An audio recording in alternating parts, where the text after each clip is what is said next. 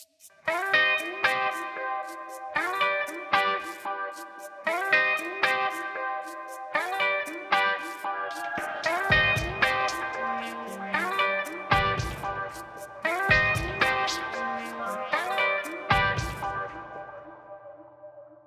everyone, and welcome to the Shuttlecast.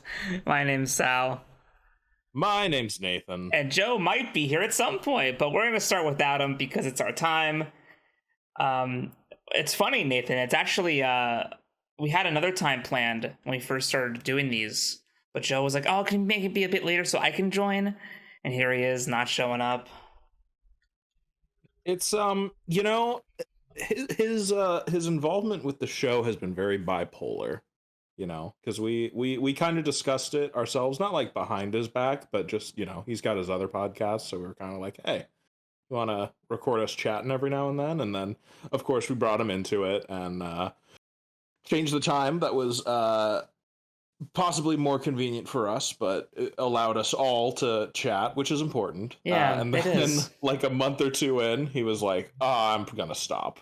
And then actually no, I'll still be in sometimes. And it's like, what are you doing, dude? God, isn't it so fun to talk on when he's not here, and then when he's gonna show up, we'll be so happy to see him. Like, oh hey buddy. Listen, I only do it because I know he's one of our most avid listeners, and yeah, so I know he will hear this. That's right. So it's not really behind his It's back. not. It's a delayed attack. It's a delayed missile strike. Exactly. He'll get the chance to defend himself in the comments. That's right. But hey, we watched things, we listened to things, we heard some things. You know, him not being here makes it hard to talk about some things because he literally told us he was listening to Seneschal like a half an hour ago. It's a 23-minute episode, so it should be done by now. Well, unless he's 2 behind. Oh. What was the last one you guys talked about? I think he actually is 2 behind, yeah. He might be 3 behind. Jesus. Anyway, so we'll talk about some news. We'll start off the episode with some news of what's going on in the world today in terms of film and gaming. We'll actually continue a little bit off of our last episode. So last episode ended with a big old 20-ish minutes talking about Secret Level. Oh yeah, that one. And one of the games we talked about was a game that had just come out, is going to be featured in Secret Level, called Concord. And I joked in the episode where I was like, yeah, that game just came out and it's getting a lot of bad reviews. Is officially shutting down. Concord is shutting down officially on September 6th and offering refunds to all players. Wait.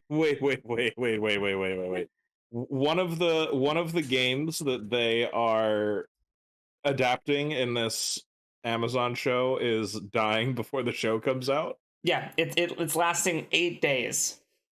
Holy shit. And it was apparently in development for 8 years. Oh, that's some record turnaround. That's incredible.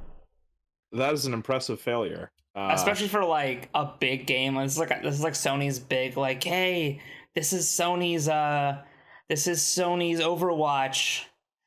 It's gonna be our next big live service cash cow, and it's just it is insta dead.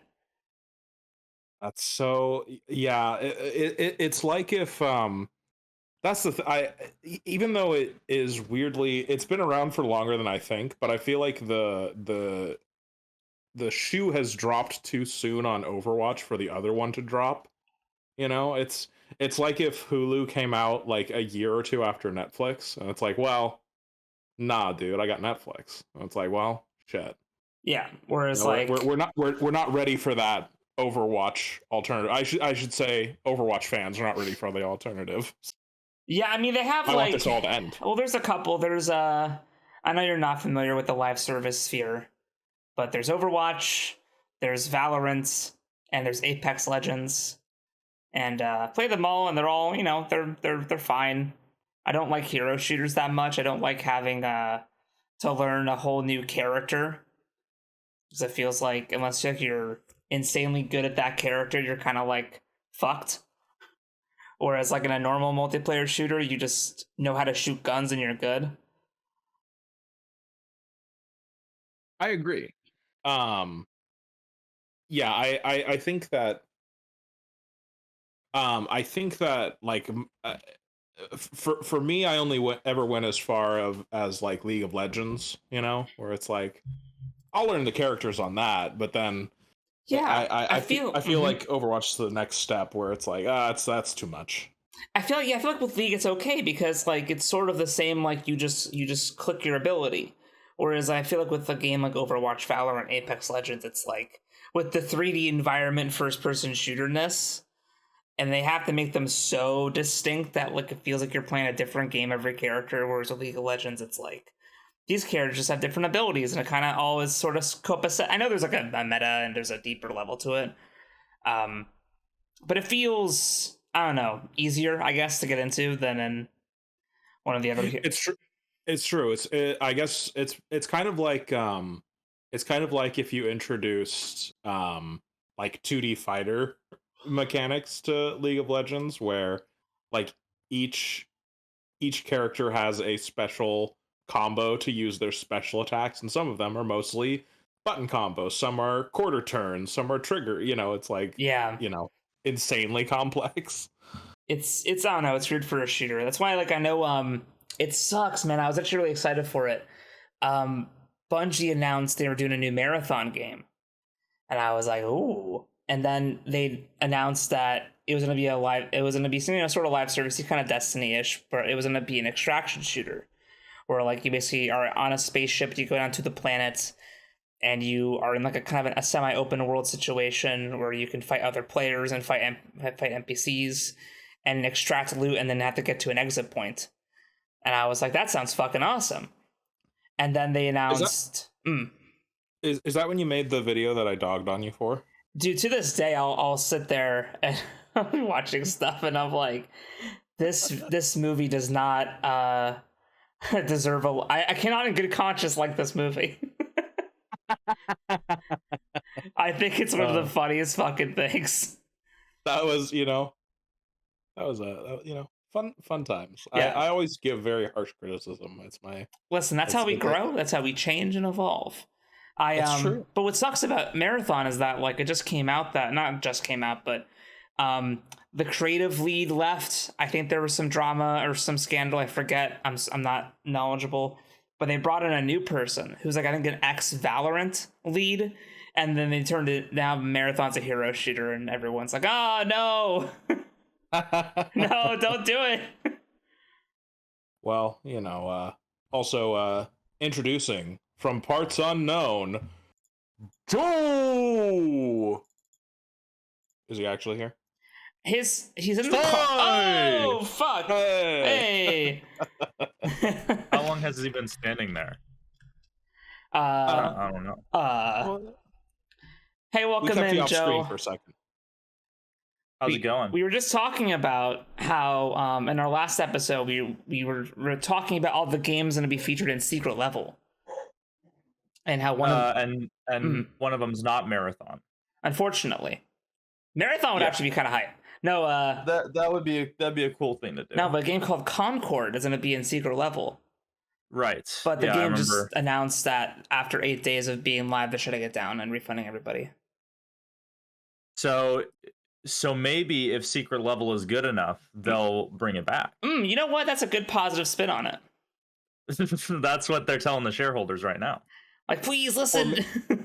Or maybe we'll get the what was the name of the game you were just talking about? Challenger that got turned into Valorant. Marathon. Thank you. Maybe we'll get that kind of thing where the Concord show is underway, but now it's crashed, so some creative head will take over and just cheaply make it into something else. I mean, it's possible. Like, definitely, like they're gonna pull it back. They're gonna retool some things. I mean, it's a big investment on Sony. They kind of want it to work. Yeah.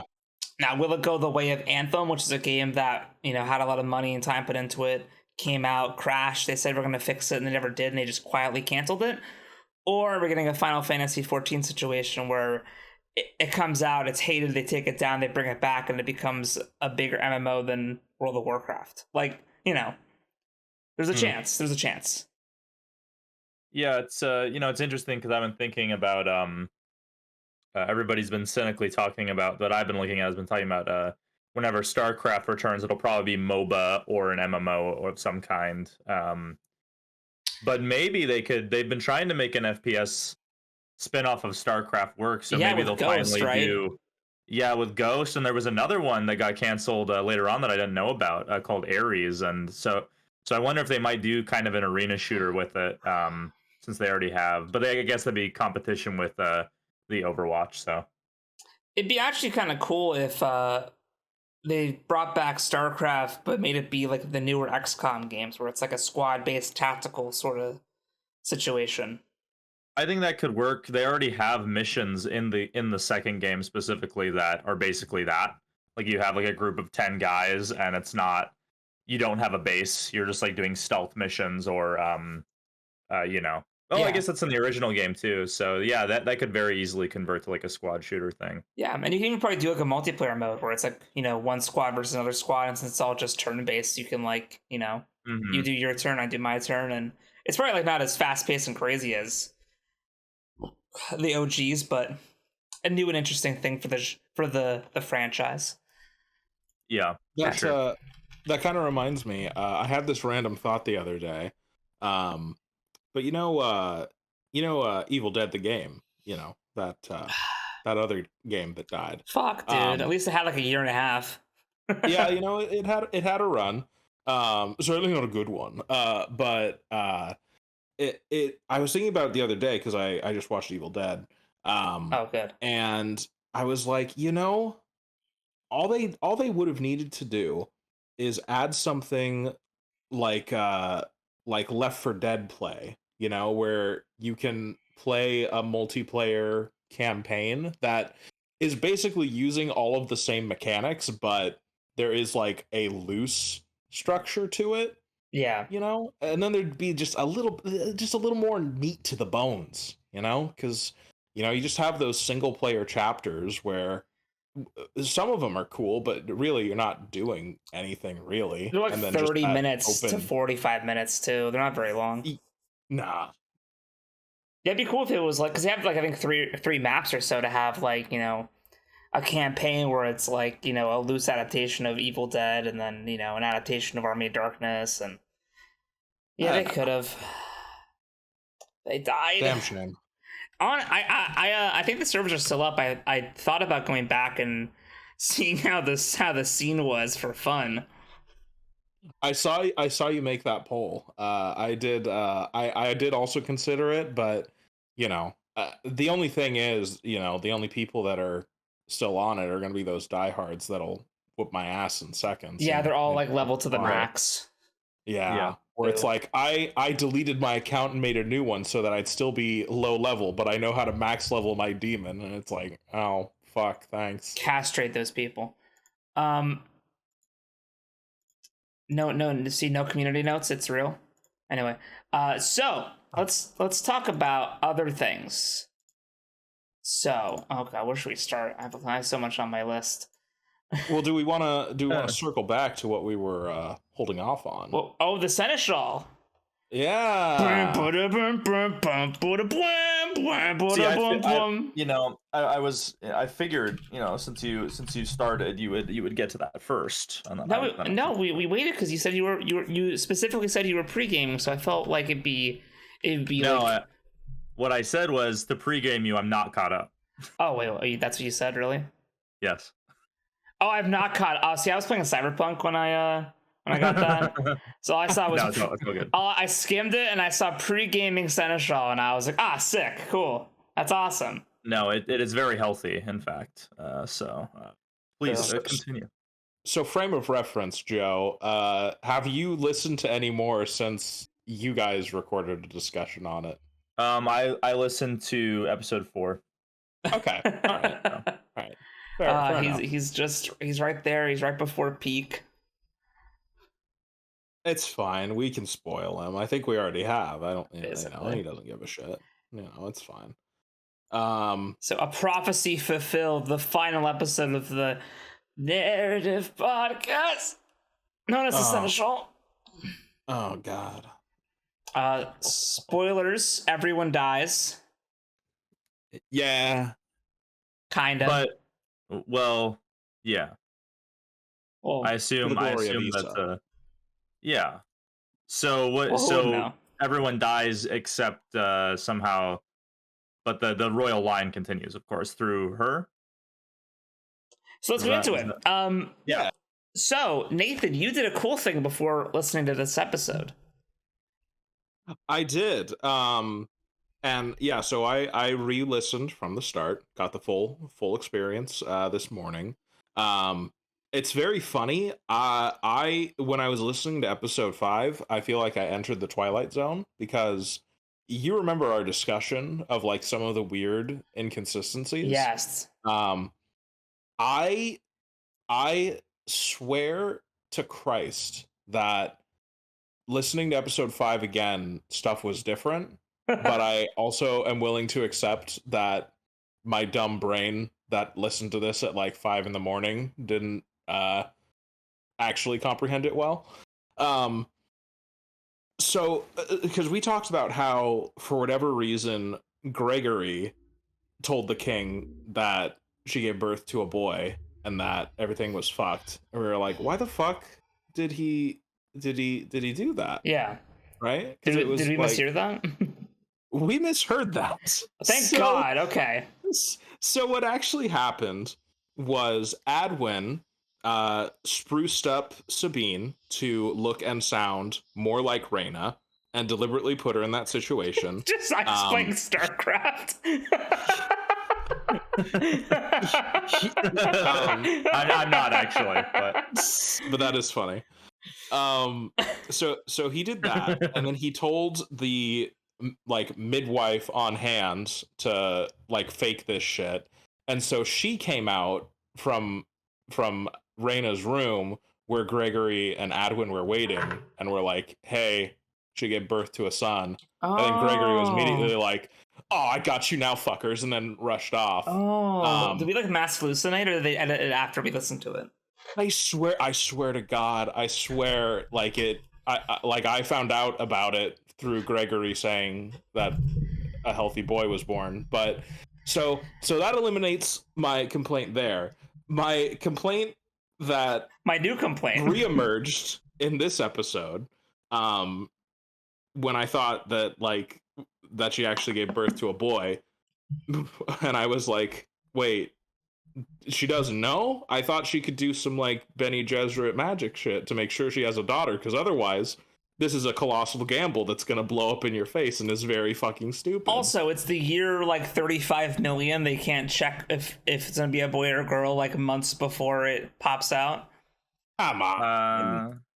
They can build a fucking robot people and they have spaceships and they conquer giant gods, but we can't do an ultrasound. Well, okay. Yeah, if it doesn't directly or at least closely but indirectly contribute towards the military, then it gets no funding. So you know what? That's actually a really good point. Shoot this motherfucker. No, it's not. Fuck you. So we right. discussed that it's a very dumb plan if Reyna's not able to control that she has a daughter, and lo and behold, she actually does have a fucking son. Yes. Oh. And so Reyna and Adwin's plan was to like, I don't know, man, like get out of there somehow with the kid, and they'd be like, see, it's not Issa, so we're not useful to you. We can go now. Not ever thinking that now they have a child that's like the royal heir. See, like, do you dig what I'm saying, man?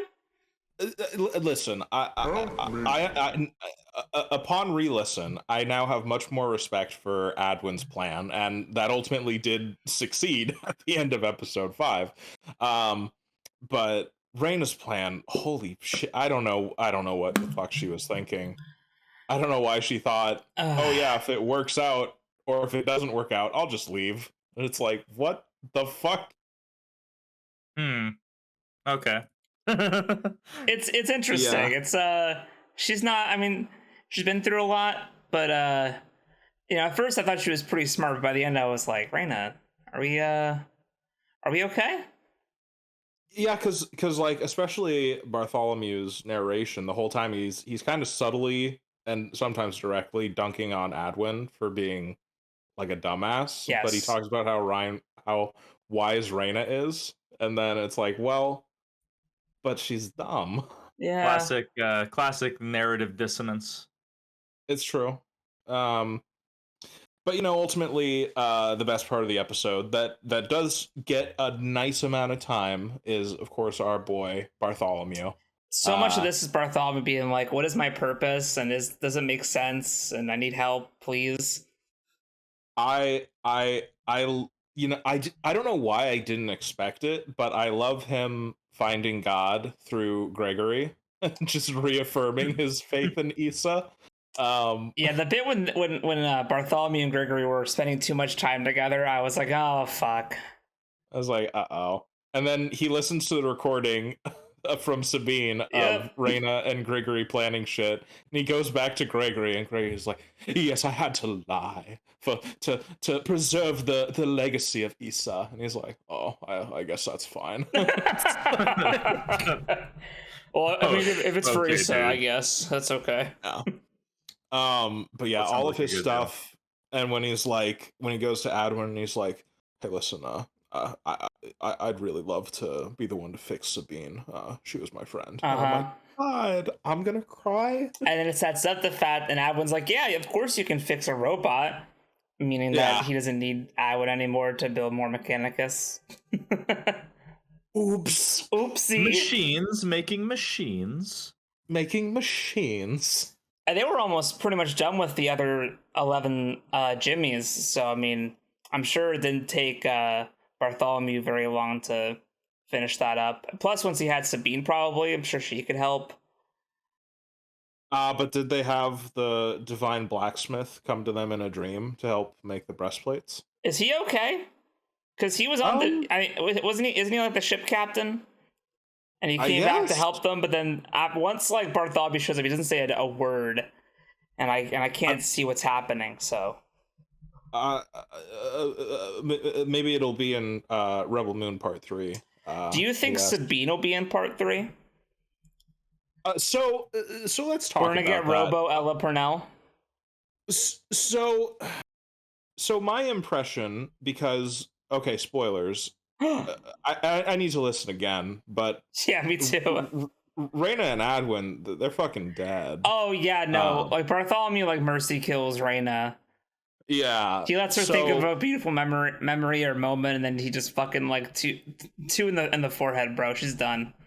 Yeah. So my understanding was that they were gonna set up Sabine as like the fake queen that would watch after. They might still do that. Maybe it sounded like they killed Sabine, but again, I don't know if that was just like a transition noise, but it sounded like she got fucking blasted.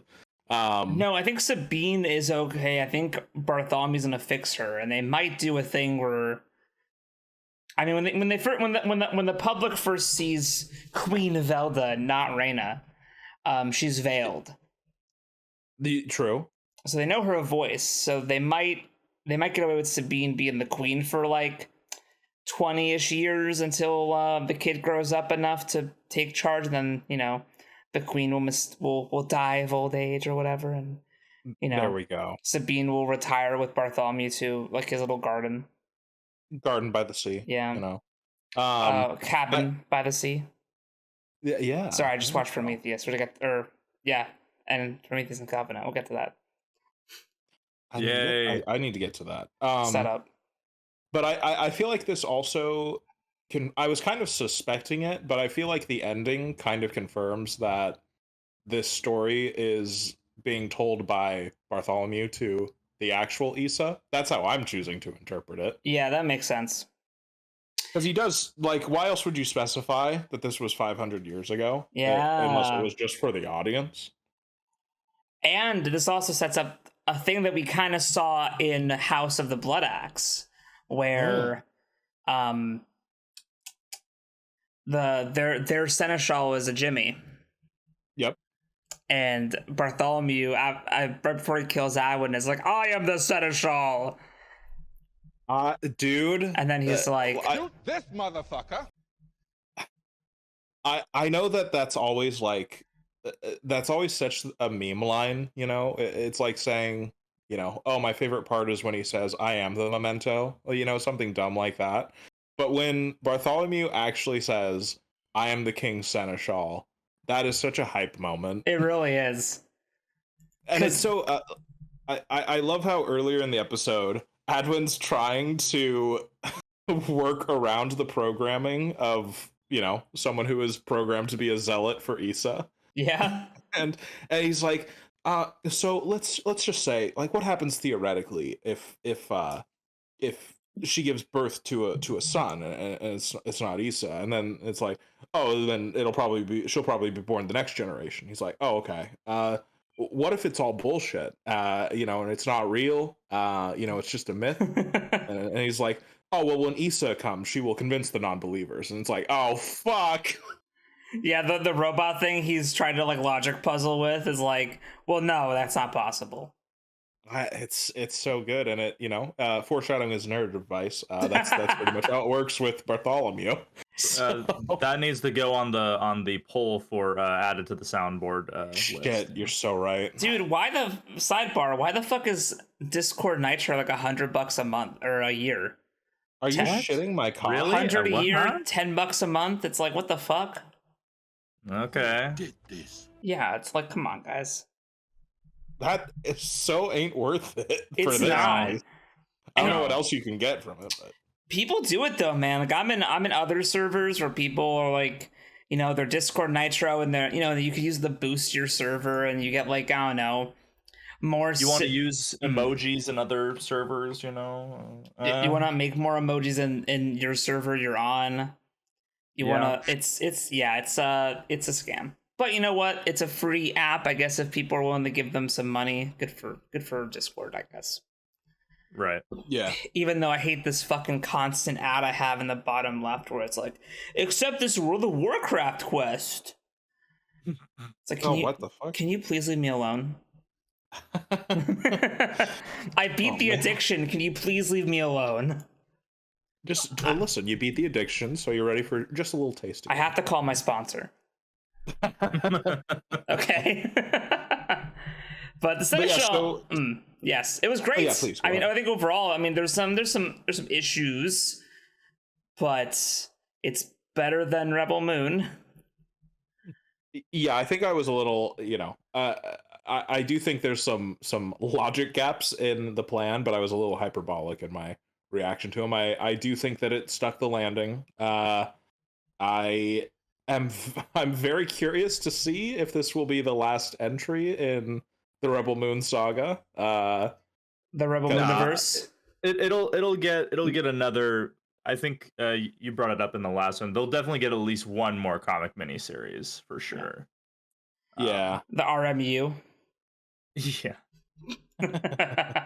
They'll have a couple more entries. You know, I'm not sure of the finances, so I'm not sure about the films and what's the status on those. But they'll have some trinklings of things. You know, We might get a part 3, part 4 that's like no director's cut, maybe smaller budget.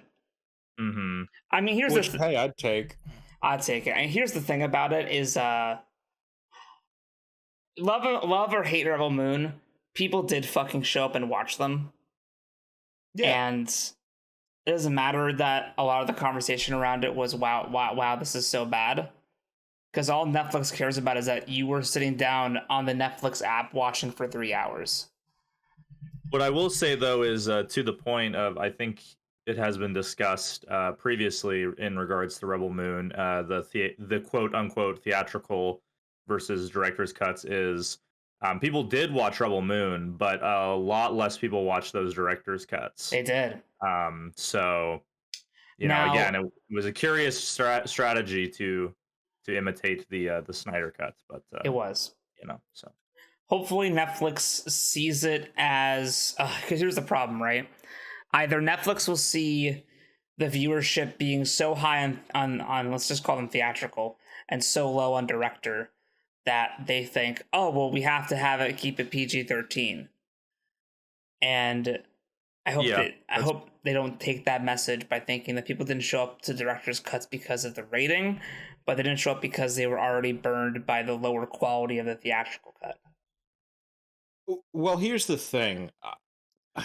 I wouldn't even say that would like ruin part 3 and 4, because if you're going in with the mentality that it's going to be PG-13 then and lower budget, then you just might be forced to be more creative with how you present it. But the thing with Rebel Moon is it's this weird, just such a weird cinematic experience of like, yeah, I'm gonna make the version that I want, but first I have to release this version that I don't really give a shit about. And like it's just so lazily cutting corners to avoid hitting that R rating.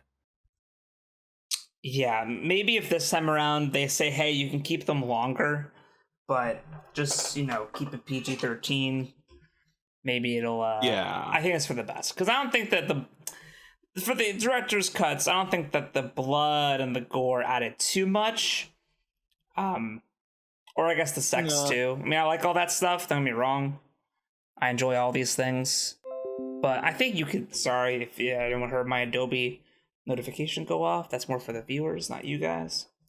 Oh. But yeah, I think that that stuff's important for the characters, because but you could shoot it in a way where you can have a sex scene but not have it be like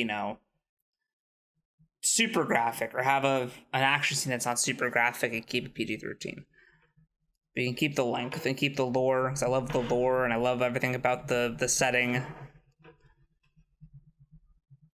Yeah, it is an interesting example where, like, I feel like for the longest time, I myself, and I know a lot of people tend to think, oh, if the director, and the people making it just have, no restrictions and can make whatever they want, they'll get the best product. And, it's a little more complicated. Like, sometimes having those limits put in place can kind of rein you in a little bit, because if one of your arguments against the Rebel Moon director's cuts is that they're overindulgent, I'd be hard pressed to counteract you.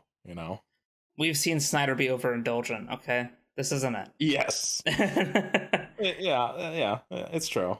One thing I think too that's good about having someone to rein you in is, you think about, people love to compare Rebel Moon to Star Wars for some reason. I get that they used to be at one point a Star Wars pitch, but I think we can all agree, having actually been in this universe for multiple things now, it's not the same, except for the fact that there are wars in the stars. And I guess there's a bar with aliens in it. Oh my god, help me. But people like to compare these things. Like, I saw someone on the Reddit be like, they should bring George Lucas in as an advisor. And I think people forget that George, the reason why the first 3 Star Wars movies are so beloved is because he had people there to keep him in check. And when you got to the prequels, which did have good ideas, no one was there to say, hey, George, we probably shouldn't do Jar Jar. We probably shouldn't do this or that, right? No one was there to stop his, because George has a lot of good ideas. And some of them really do hit the landing. Others don't. Absolutely. So having a bit of restriction was good for Star Wars. And I think having something like that for Rebel Moon would be good too. Yeah. And it's so baffling because, when you put the whole team together, right, you get the original Star Wars trilogy. When you separate them out, then you get just George Lucas. You get the prequels, which I myself love, but I will acknowledge that they're a far cry from the original in many ways. But then you get the other half of the team, and you get Lawrence Kasdan, and you get Solo, which I've soured on over the years. But even when I liked it, I thought it was a far cry from the original. So it's so interesting how, like, you can put groups together, and they're more than the sum of their parts. Yeah, like the Beatles. Yeah. Thanks, Joe. One Direction, yeah. Okay, he's in. That was all right. So that's probably the last time we'll talk about Rebel Moon until there's any sort of announcement of anything else. Yeah. That's it. I mean, we're not going to read the novelizations because Nathan has warned me, and I'd rather read The Expanse or Warhammer or Joe Abercrombie or anything else, really. So I'm good. Yeah. William Gibson. I just got all the William Gibson books, or his Neuromancer trilogy. I'd rather read that. Yeah. I might read the lore books eventually. But the lore books, yeah, I'd read those. But not the novelizations. No offense to whoever they hired. I'm sure you tried your best. No offense to them, I would say. Novelizations are a tough beast. They are. It's true. That's really difficult to try to put an original spin while not going off into crazy directions, Yeah, because, like, should we talk about novelizations for, like, a moment? Yeah, sure. Because so when you're adapting a movie from a book, it's, like, sort of, like, expected. It's like you could watch the movie, but, like, removed from the book just fine. It's sort of, like, meant to be, like, its own special, unique take.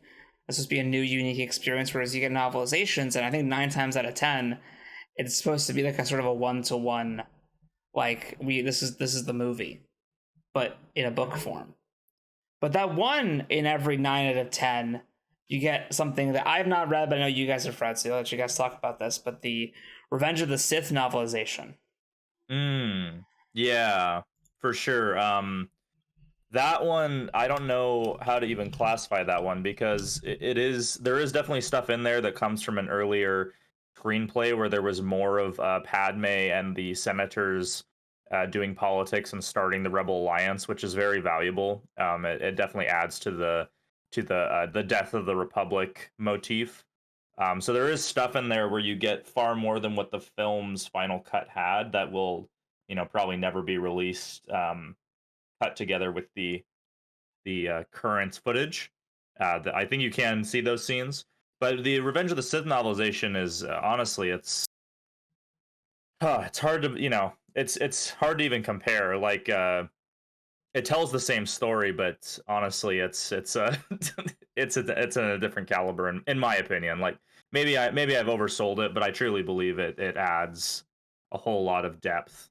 And I don't know if Matt Stover was just given free reign or what, but he clearly wanted to deliver this epic, mythic kind of story. It was kind of written by someone who saw, essentially saw like the potential, like of what Lucas was going for with the Greek tragedy, and said, okay, let's make this. This is the foundational moment of this whole universe, this whole story. Yeah, it would, I definitely recommend people read it, even if they have seen the movie a million times, because it will be a unique experience. It's not a 1-to-1 for sure. You will get the same scenes, but they are very, very different a lot of the time. Yeah, I feel like you can't honestly say that about most novelizations, if anyone's even read any of them anyway. But I feel like, yeah, Revenge of the Sith is kind of heralded as a, like, no, this is like an improvement in a lot of ways, or a very unique, interesting, like, experience. Because I feel like for the most part, novelizations are just like this little cheap extra thing they do for more marketing and buzz. And I'm not even sure the point of novelizations, to be honest with you. Like, unless you're gonna pull a Revenge of the Sith, what's the point? Yeah, and I'm sure there's definitely novelizations out there that are good, but maybe are closer to the movie, but they still give you some good insight. But definitely when it's tie-in, I think that's why people tend to like tie in like prequel novels that are right before the events, because then they get all the in-depth character stuff.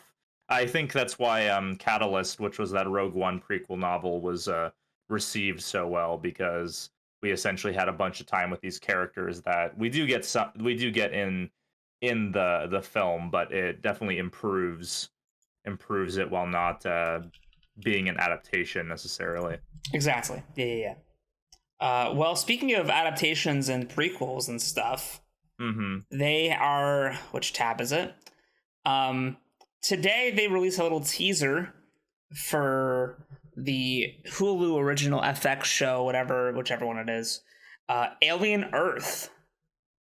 Oh shit! Oh, they did. I didn't know. I should. I haven't seen it. It was small. It was a picture of Earth. And they zoom out, and then it's reflected in a xenomorph, and it goes rawr. Okay. You've now seen it. Yes. Yeah. So this is interesting.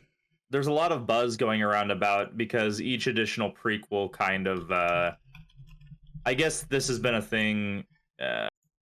AVP definitely, and now that you've seen, I know you haven't seen all the additional kind of surrounding viral stuff for Covenant, Sal, but it feels like each Alien project just pushes the the xenomorphs encounters with humanity on Earth even further back. And I know this show is before the first Alien movie, and so people are kind of grumbling about that a bit. But yeah, so I want to. What are your thoughts? I want to talk about it a bit. So for Alien Romulus, after I watched it, I went and I rewatched all the original Alien movies, and then but I didn't watch the David stuff until the other day. I was waiting for the husband to come back home, and he wanted to watch the Michael Fassbender movies, which makes sense.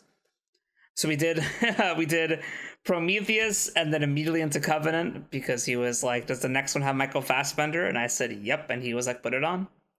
So we watched the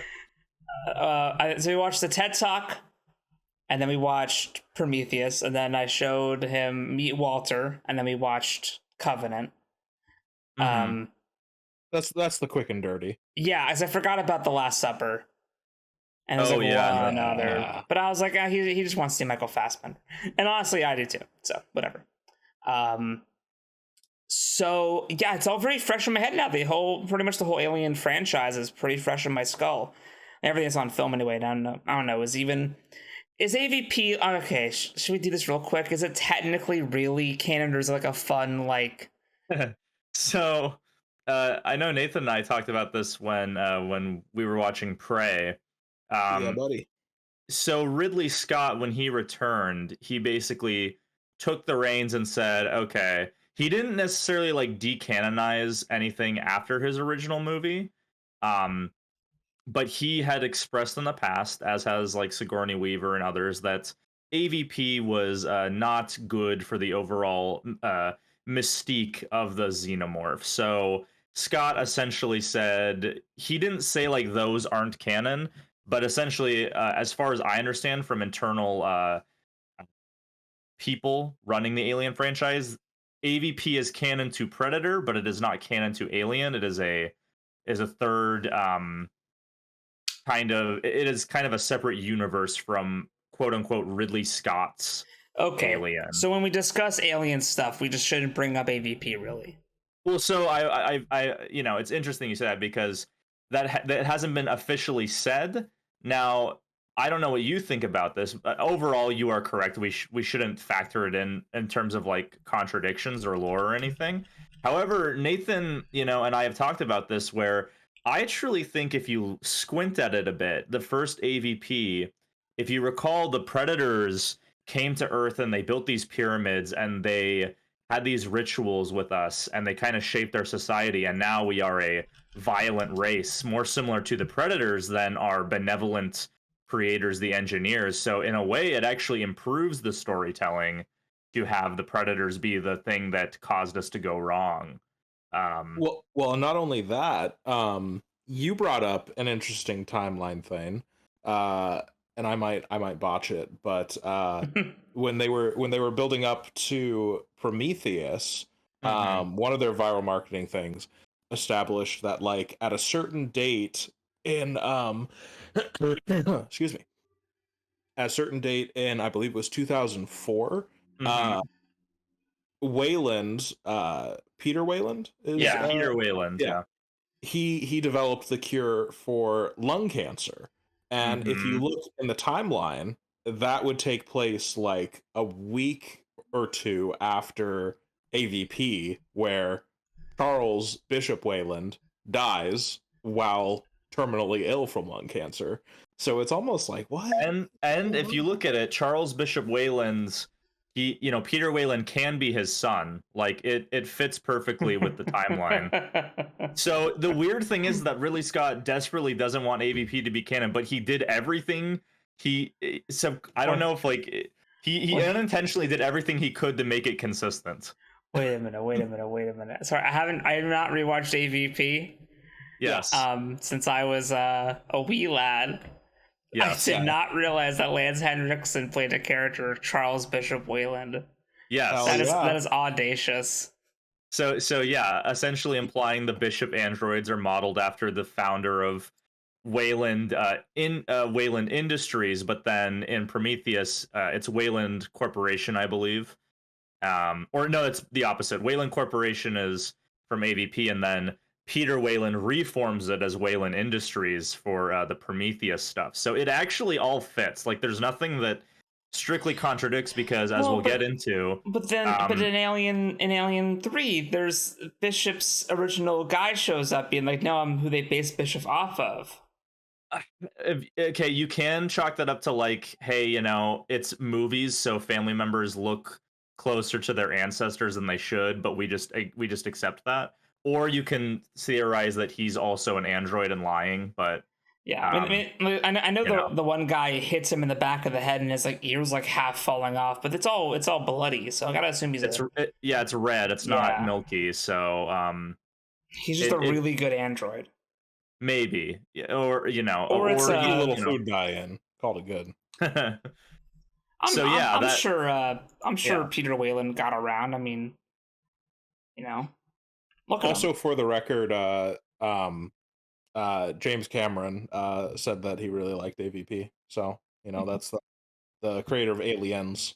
He also said he really liked Alien Covenant, but he might like AVP better because in that one interview, he's like, I just don't like when you get invested in characters and then they die. And he was talking about Covenant. It was really funny. Well, that's good because you don't really get invested in characters in AVP outside of Wayland. Interesting. This is funny. Okay. Jesus, okay. We've gone so far from the plot. Okay, let's return. Yes. No, this is good. I'm happy this is the Alien podcast. Yes, I agree. It's fun. Because, so this is apparently... All right, fuck, I have so many tabs! I have to put the Alien one next to my Alien Wiki one. Okay. There you go. All right, Alien Earth by Noah Hawley, that's the Legion guy, right? And Fargo. And Fargo, good.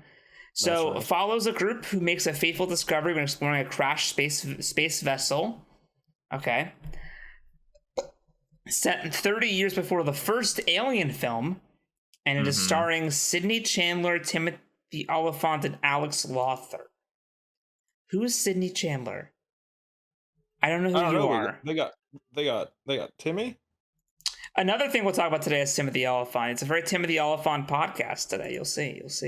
He's a treasure. And Alex, I didn't watch The World is the End of the Fucking World. Sorry, it was kind of boring. All right, well, it's got people in it. It's got Timothy Oliphant, all I care about. So 30 years before the first Alien movie. Now let me do some quick. I was gonna say that's pre-Prometheus, isn't it? Let me check. No. Prometheus, I believe, is 70 years before Alien. So it takes place in the year 2092. And Prometheus takes place 2093. Interesting. Oh, my bad. Okay. Wait a minute. Oh, no. What? It's a year before Prometheus. No, never mind. That makes sense. Set on Earth. Okay. So I have some things to talk about. Please. All right. So, as someone who's just recently gone through most things, I didn't watch everything. There's a bunch of short films I didn't watch, but I'm not sure how much insight it would give me anyway. So this Alien Earth show, theoretically, based on the name and the marketing, is going to be about a xenomorph on Earth. Mm-hmm. Okay.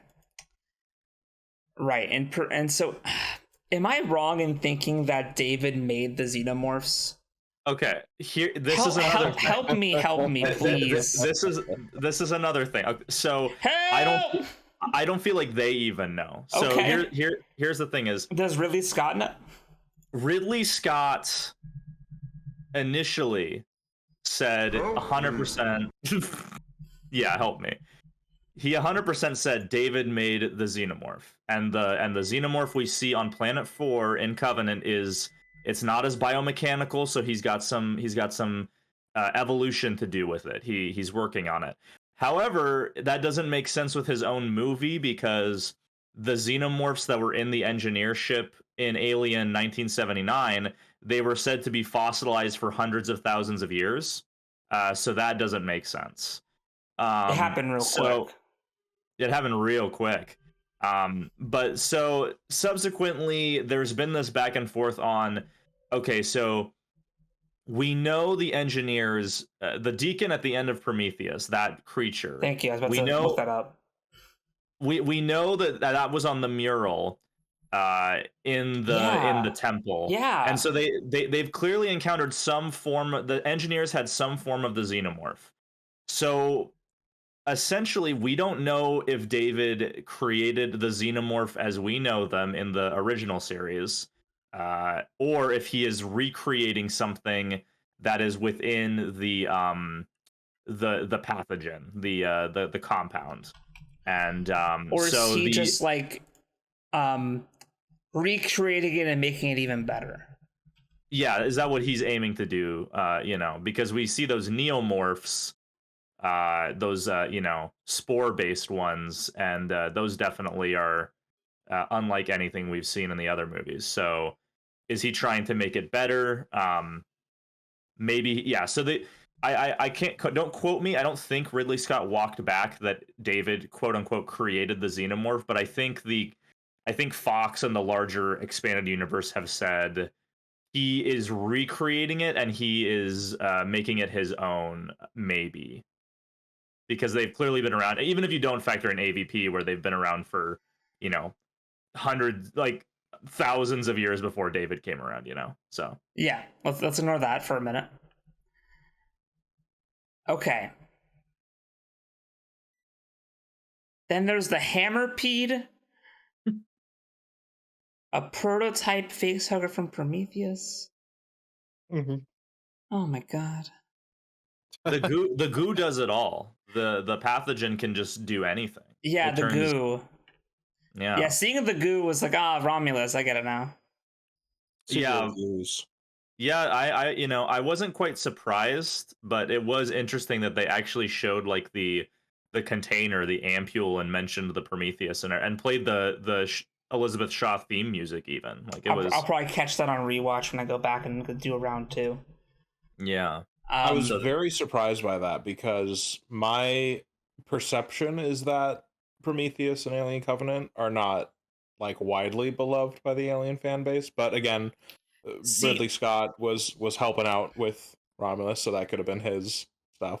For sure. I thought it wasn't beloved too, but like in the week since Romulus has come out, like, Romulus came out, everyone was either like, Romulus is so scary, it's great, or oh my god, Romulus is just derivative garbage.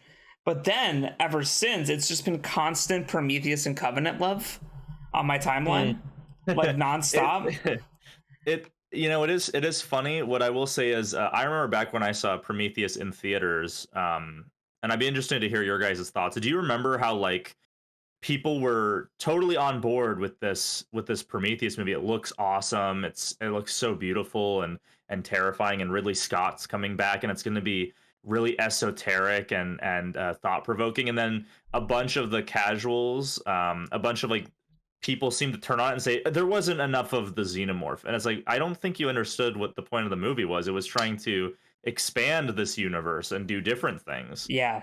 And we even got the cameo at the end, but then when Covenant came out, then all of a sudden the pendulum swung so far into so much xenomorph, so much gore, so much violence that people were like, man, I really wish that they had just continued from Prometheus. So the general consensus keeps swinging back and forth, and then in hindsight, people are going like, wait a minute, those Alien prequels are actually pretty good. I mean, Prometheus is, I think, more well regarded than Covenant on the whole, but there's a lot of Covenant love going on right now. It's coming back.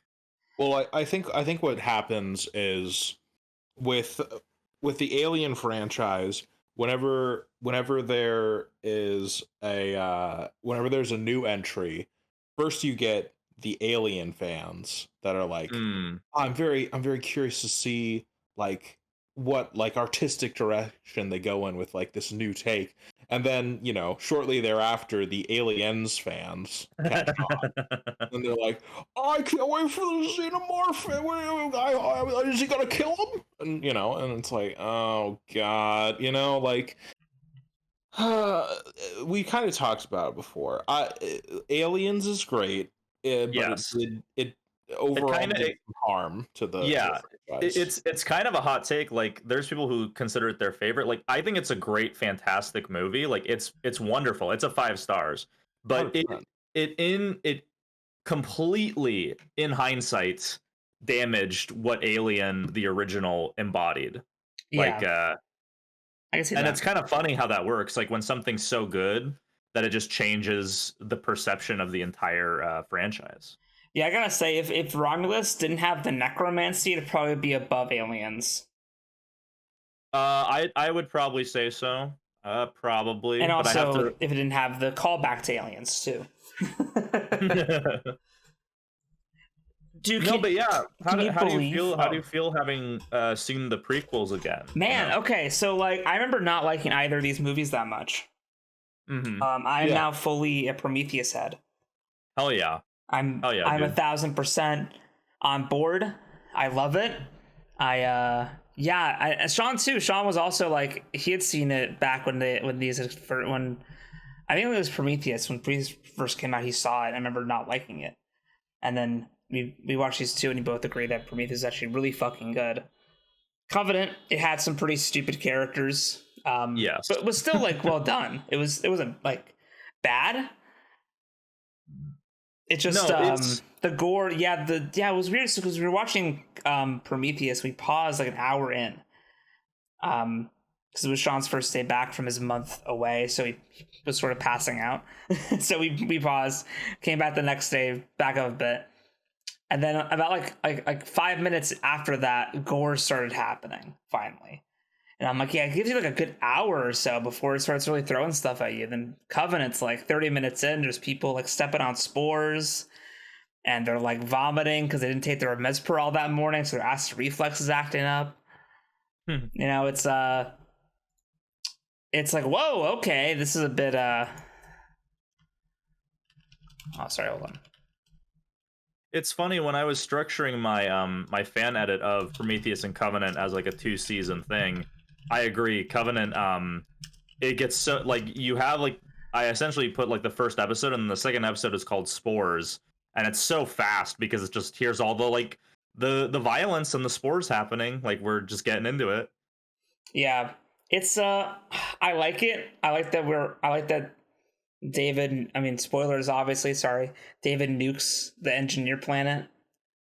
Yeah, he's the biggest hater. He hates his creators so much, he had to go find his creator's creator and be like, yo, fuck you. Yeah, he's the Aliens fans, you know, where it's like, fuck Prometheus. And it's I fucking hate I'm staring at this. I started that timeline by the now, and there's a book, Aliens Vasquez, and it's written by the person who did the Rebel Moon book. Oh no. That's no offense. It's a very hard job. Maybe this is better because it's its own thing, you know? Maybe it's like, yeah, but it's the pros. It's the pros. That's the problem. It's funny. I'm very. I think out of all of them, because I'm also going through the AVP timeline. So Alien on Civil War. Oh God. But I did Prey, Predator 2, and last week I did AVP Requiem, and The Predator. Holy God, is that rough? But up next is Predators, Prometheus, and Ooh. Alien Covenant. So I think out of all of them, I'm most curious to revisit Alien Covenant. Just Yeah. because I think I just had. I don't think I've watched it more than twice, and I think it was pretty around when it came out, and I was still kind of on board the Prometheus train, and it just felt like a hard left turn. So Yeah, I was Are you- reading are you some counting- stuff about it where apparently Ridley Scott was gonna like wait longer to bring back the Xenomorph, but because of the backlash, he kind of sped it up. So yeah, I wanted that middle movie with Shaw and David. Like that's 100%. yeah. Yeah. Do you You know. guys? I mean, I know Nathan, it's been a while for you, but Joe, do you think I'm of the opinion that David actually did love Shaw the way he says he does in Covenant? It's just one. I think he does, but he's so insane that he does view making her into like a queen as a act of love. Mm-hmm. He sees it as getting her closer to her gods Yes. by mixing their essentially like their blood right with her. Yeah. So I do believe that he isn't just evil and just didn't love her. I think he did, but that's what makes it even more twisted is that he thought he was doing what she wanted essentially. I agree. Yeah, I totally. And like when It's a better story that way. I think. when he talks about like her and like playing the song for her and like he does have like a gravestone for her in a garden, I'm like, I do believe you. You're not like you're still twisted, but I do believe you. Well, he would have no reason to fake a gravestone if he thought he was trapped there. So that was completely like he did it for sentimental reasons, for sure. Which really just deepens his character. I will say this. So the way I view Covenant is like, if Prometheus is like a really cool sci-fi masterpiece in a way. I don't mean to like suck it off that hard, but you know, let's go with it. Yeah, I'll go there actually. Covenant is this weird like thing where half of it is that, and is a sci-fi masterpiece, and the other half is AVP Requiem slasher film.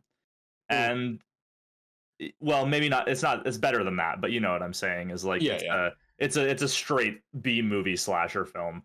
And what I will say is David as a character, man, like what I will say about Covenant is that, pardon me, I think it's probably one of the best depictions of like a Satan figure ever. Like David as a character is like the embodiment in a way that's in a very uncomfy but relatable way of like what the devil would be, where he has this immense pride in himself and these delusions of grandeur, but you can understand like how he would come to these conclusions, and that's what makes him even scarier. So making the xenomorphs are like demons almost. It's kind of cool. Yeah, and just like I think one of my favorite parts of the movie is the bit when David has the super religious colonist captain get infected, and like as the xenomorph is popping out and standing, and David's standing with it, there's like almost like romantic like oh, he just gave birth, like it's like ah. Yeah. It's like a very perverted God looking down on his child thing. Yeah, dude, it's you know. I want to know. Yeah, I know they're talking about now that Ramos did so well and is still doing well. I know Fede Alvarez is like I want to finish David's story. Yeah, we got to. We got Ripley. You know, go ahead. Sorry, Nathan. No, I was gonna ask because you're more on top of these things in general. Did you see the short film, David's Lab: Last Signs of Life? Yeah, I did. Because when I was organizing that, I saw that came out. Such a random thing. When I was looking at like the wiki, it said it came out as a 2-year celebration of Alien Covenant coming out on Blu-ray. What? Yeah. Yes. Yeah, very. It's in my fan edit, I think, or part of it. Oh, so is it still like prequel, interquel content? Oh my god, it's 12 minutes long. It's essentially like I have broken to watch up. This. Yeah, David's Lab is like a weird found footage horror movie. It's kind of funny. Interesting. I gotta watch your. It's uploading right now. Thank you. But yeah, so I tried to incorporate all the viral marketing stuff in a way that Thank didn't you. interrupt the story. So the post-credits scene of the whole series is David's lab, essentially. Good. Oh, good. And Yeah. now you get to see James Franco before he dies. Yes, it's so Hey. random. Yeah. That must have been He's so in one. funny back in the day. Like, you watch the marketing leading up to it, like, oh man, James Franco's gonna be in it, okay. And then you watch the movie in theaters, and before he says a fucking thing, he gets Yeah. obliterated. It was shocking because I did watch that Last Supper short film, and I thought he was going to be a maybe not central character. I figured he might be one of the first to die, but the fact that he literally just burst into flames was so funny. Speaking of casting, watching Prometheus was like I was a constant like, oh my god, that person? Oh my god, that person? So like, obviously, like, Noomi Rapace is great. Mike Fassbender. I forgot to say Logan Marshall Green. Yep. Charlize Theron. Yep. Idris Elba. Guy Pearce. They cut his young Wayland stuff from Prometheus, right? So it was really weird. Yeah, like they, in a way, it kind of makes me view that viral young Wayland stuff is super important because when you showed me that for the first time, I was like, oh, that's why Wayland looks. That's why Guy Pearce did old man makeup in Prometheus. I was like, thank you for solving that mystery for me. Yeah, they really wanted. I guess like it'd be hard to put in the movie, but I think it's really important, and yeah, it explains why Guy Pearce is there in old man makeup, and it's not just another actor. I mean, like, he's a great actor, but there's so many other actors you could have gotten for old Wayland. But yeah, it's interesting. It also has Sean Harris, who is known as the villain in Mission Impossible Fallout, the best Mission Impossible movie ever. Yeah, of the fallout of all your good intentions. Ralph Spale, who isn't like in a lot of huge things, but he's like one of the idiot detectives in Hot Fuzz with Viserys. Oh, that's where I knew him from. Yeah. Okay, thank you. It has a thin Benedict Wong, who is Wong in the MCU. Yep. The current Sorcerer Supreme. Oh. I found out through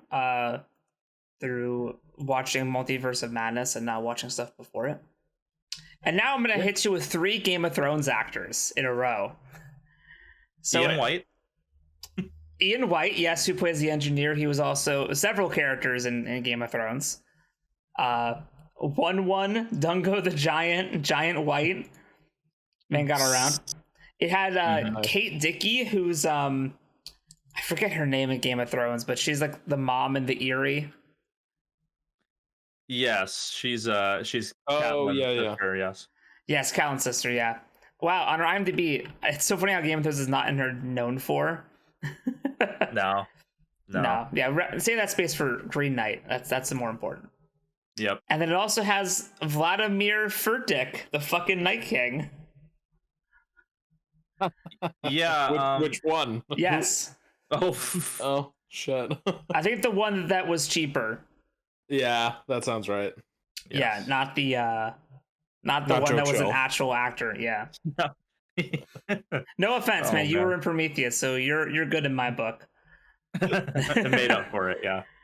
He didn't say anything. You just if you're watching Prometheus and in the background, you're like, Jesus Christ, the Night King. Like, I know that facial structure. Fuck. It's like a jump scare every time. But yeah, it's kind of interesting how Prometheus has like a kind of a stacked fucking cast. I mean, it makes sense. You look at the original Alien, like that was a pretty at the time that was a stacked cast, but everyone knew, like, oh, the Master is back. This is before Ridley Scott. Well, Ridley Scott's reputation is interesting in terms of his consistency, but the Master is back. He's going back to the well. I feel like when Ridley Scott misses, everyone is kind of like, it's okay, buddy, you'll get him next time, and then we'll get like Prometheus. Yeah. I was like, hey, we knew you. It's Ridley Scott, of course it's good. And it's like, what about Exodus? God, shh. It hasn't soured as much as like James Cameron has, where like if he happens to you know, if he happens to make a good movie in the next like couple years, I'd be like, oh, You assume he'll be able to make a movie in the next couple years oh shit, I'm sorry. because it takes him like 6 years. Well, I was gonna say he's working on Avatar 3. So Well, it's because he's James Cameron actually pays his VFX people and doesn't make them crunch into overtime to finish a movie. And you know, that's a good point, and I hadn't thought of it like that. Yeah, but also maybe don't make a live action movie that is entirely visual effects. But it's so cool. But the thing is, like, if and when he makes another good film, I wouldn't be shocked, but it would be a pleasant surprise. Whereas Ridley Scott, I feel like I'm eternally flipping the coin. Where yes, I think by this point it's safe. I feel like he's made more bad than good in recent history. But I'm still in recent like, history, yes, yeah. But I'm still like, Ridley Scott. Oh, this could be good. He says Gladiator 2 is going to be his best film. He said that about Napoleon too, and I don't think that panned out. Not for me, but you know, that's a different podcast. I gotta watch more of James Cameron's work, Nathan, because I don't know what the fuck you're talking about. Piranha 2? Oh, shit, you're right. Are we counting stuff he made before the Terminator and Aliens and then Abyss? Man's on a fucking roll. Look at this feature film wombo combo run. The Terminator, Aliens, The Abyss, Terminator 2, True Lies, Titanic. Yeah. The man is nonstop. He, you know, I will say that he's definitely a master for sure. Like, that's a fucking run, bro. That's good. And so is Avatar, fuckers. No. Well, let me just point this. Let me just point this out. This motherfucker. In a 13-year period, You want to fight? Of his filmmaking, You want to fight? He made The Terminator, Aliens, The Abyss, Terminator 2, True Lies, and Titanic. Titanic, I could take or leave. But then it proceeded to take him 12 years to make Avatar. That's okay. Now, me personally, I would have rather him made more. You know, I would take the former over the latter, especially. There's a True Lies show. Sorry, go on. I'm just saying, I'd rather take 5 great films in the span of 10 years than one. Choose your next words very carefully. Well made film. Avatar is great. It gave us the director. It gave us the director of cinematography for Strange Darling. Oh well, there you go. Which I saw again, by the way. Yeah, you saw it a second time. I'm supporting independent film. And also, be honest, you did it a little bit to spit in the face of The Crow. Yeah, I could have. It's a week. Okay, what's coming out this week? The Crow. I'll see Strange Darling again. It's okay. Yeah, you double dipped on a film in theaters in the year of our Lord 2024. So you've dropped like $50 on this movie. And I paid for Sean's ticket. That's right. Because he got back from his thing, so I was like, let's go to the movies. Let's go see Strange Darling. We both had a phenomenal time. It's a good fucking movie. You guys should go see it seriously while it's still in theaters. I'll think about it. After I move, I will see what the next showtime is. Good, you better. I have a thing. This is a segment we like to call Sal should probably get a medically like official test for autism, but doesn't have the money for it. Where I was watching Alien Covenant, and there's a scene with the spores, and I was like, "What the fuck was that noise?" And I paused it. And Sean was like, "What are you doing?" And I pulled up the trailer for A Quiet Place Day 1. There you go. And I go to the very end. Man. And it does that. Dun, dun, dun, dun, can I play it on my phone? Hold on. Can I get this? I'm so sorry. Let's see. Covenant. Spores. You're gonna hear that a lot in my fan edit, that's for sure. That sound Mm-hmm. is at the end of the trailer for A Quiet Place Day 1. Yeah. It only really stuck with me because every time I'd see this Quiet Place Day 1 trailer, I'm like, this is a good trailer. Until they play those stupid fucking wind chimes at the end for no reason. It's so out of place. And now that I know that it's from a completely different fucking movie, it makes so much sense. See, it's so funny because I remember that sound being like one of my big takeaways from Covenant, where I was like, even like not riding high on the film itself, I was like, those fucking wind chimes fucking creep the fuck out of me in that movie. Mm-hmm. Yeah. The Covenant score, I mean, the scores are both Prometheus and Covenant, but Covenant's really fucking good. Yeah. They're both really, really, really good. And the Covenant one, though, is really spooky. It is spooky. I do like the wind chimes. Okay, I'm gonna add Strange Drawing to the thumbnail again. Maybe I won't. It was kind of hard to put in the first time. There's not a lot to pull from the movie. It's just people running around shooting at each other. Anyway, so that's our Alien talk. We'll probably watch the show when it comes out because for sure we're all Alien heads, I'd say. Yeah. I wonder if this will lean more towards. Will this be more like Alien? Will it be more Aliens? Will it be more? Who knows? I think it's going to be more Alien 3 in that it'll be the least amount of the xenomorph and it'll be all about like people wanting to die. It'll just be Timothy Olyphant drinking for 10 episodes. Yes, and then in episode 11, the xenomorph comes out of the bar. Okay. I will also say that Noah Hawley will go for that nihilist feel real good if he wants to.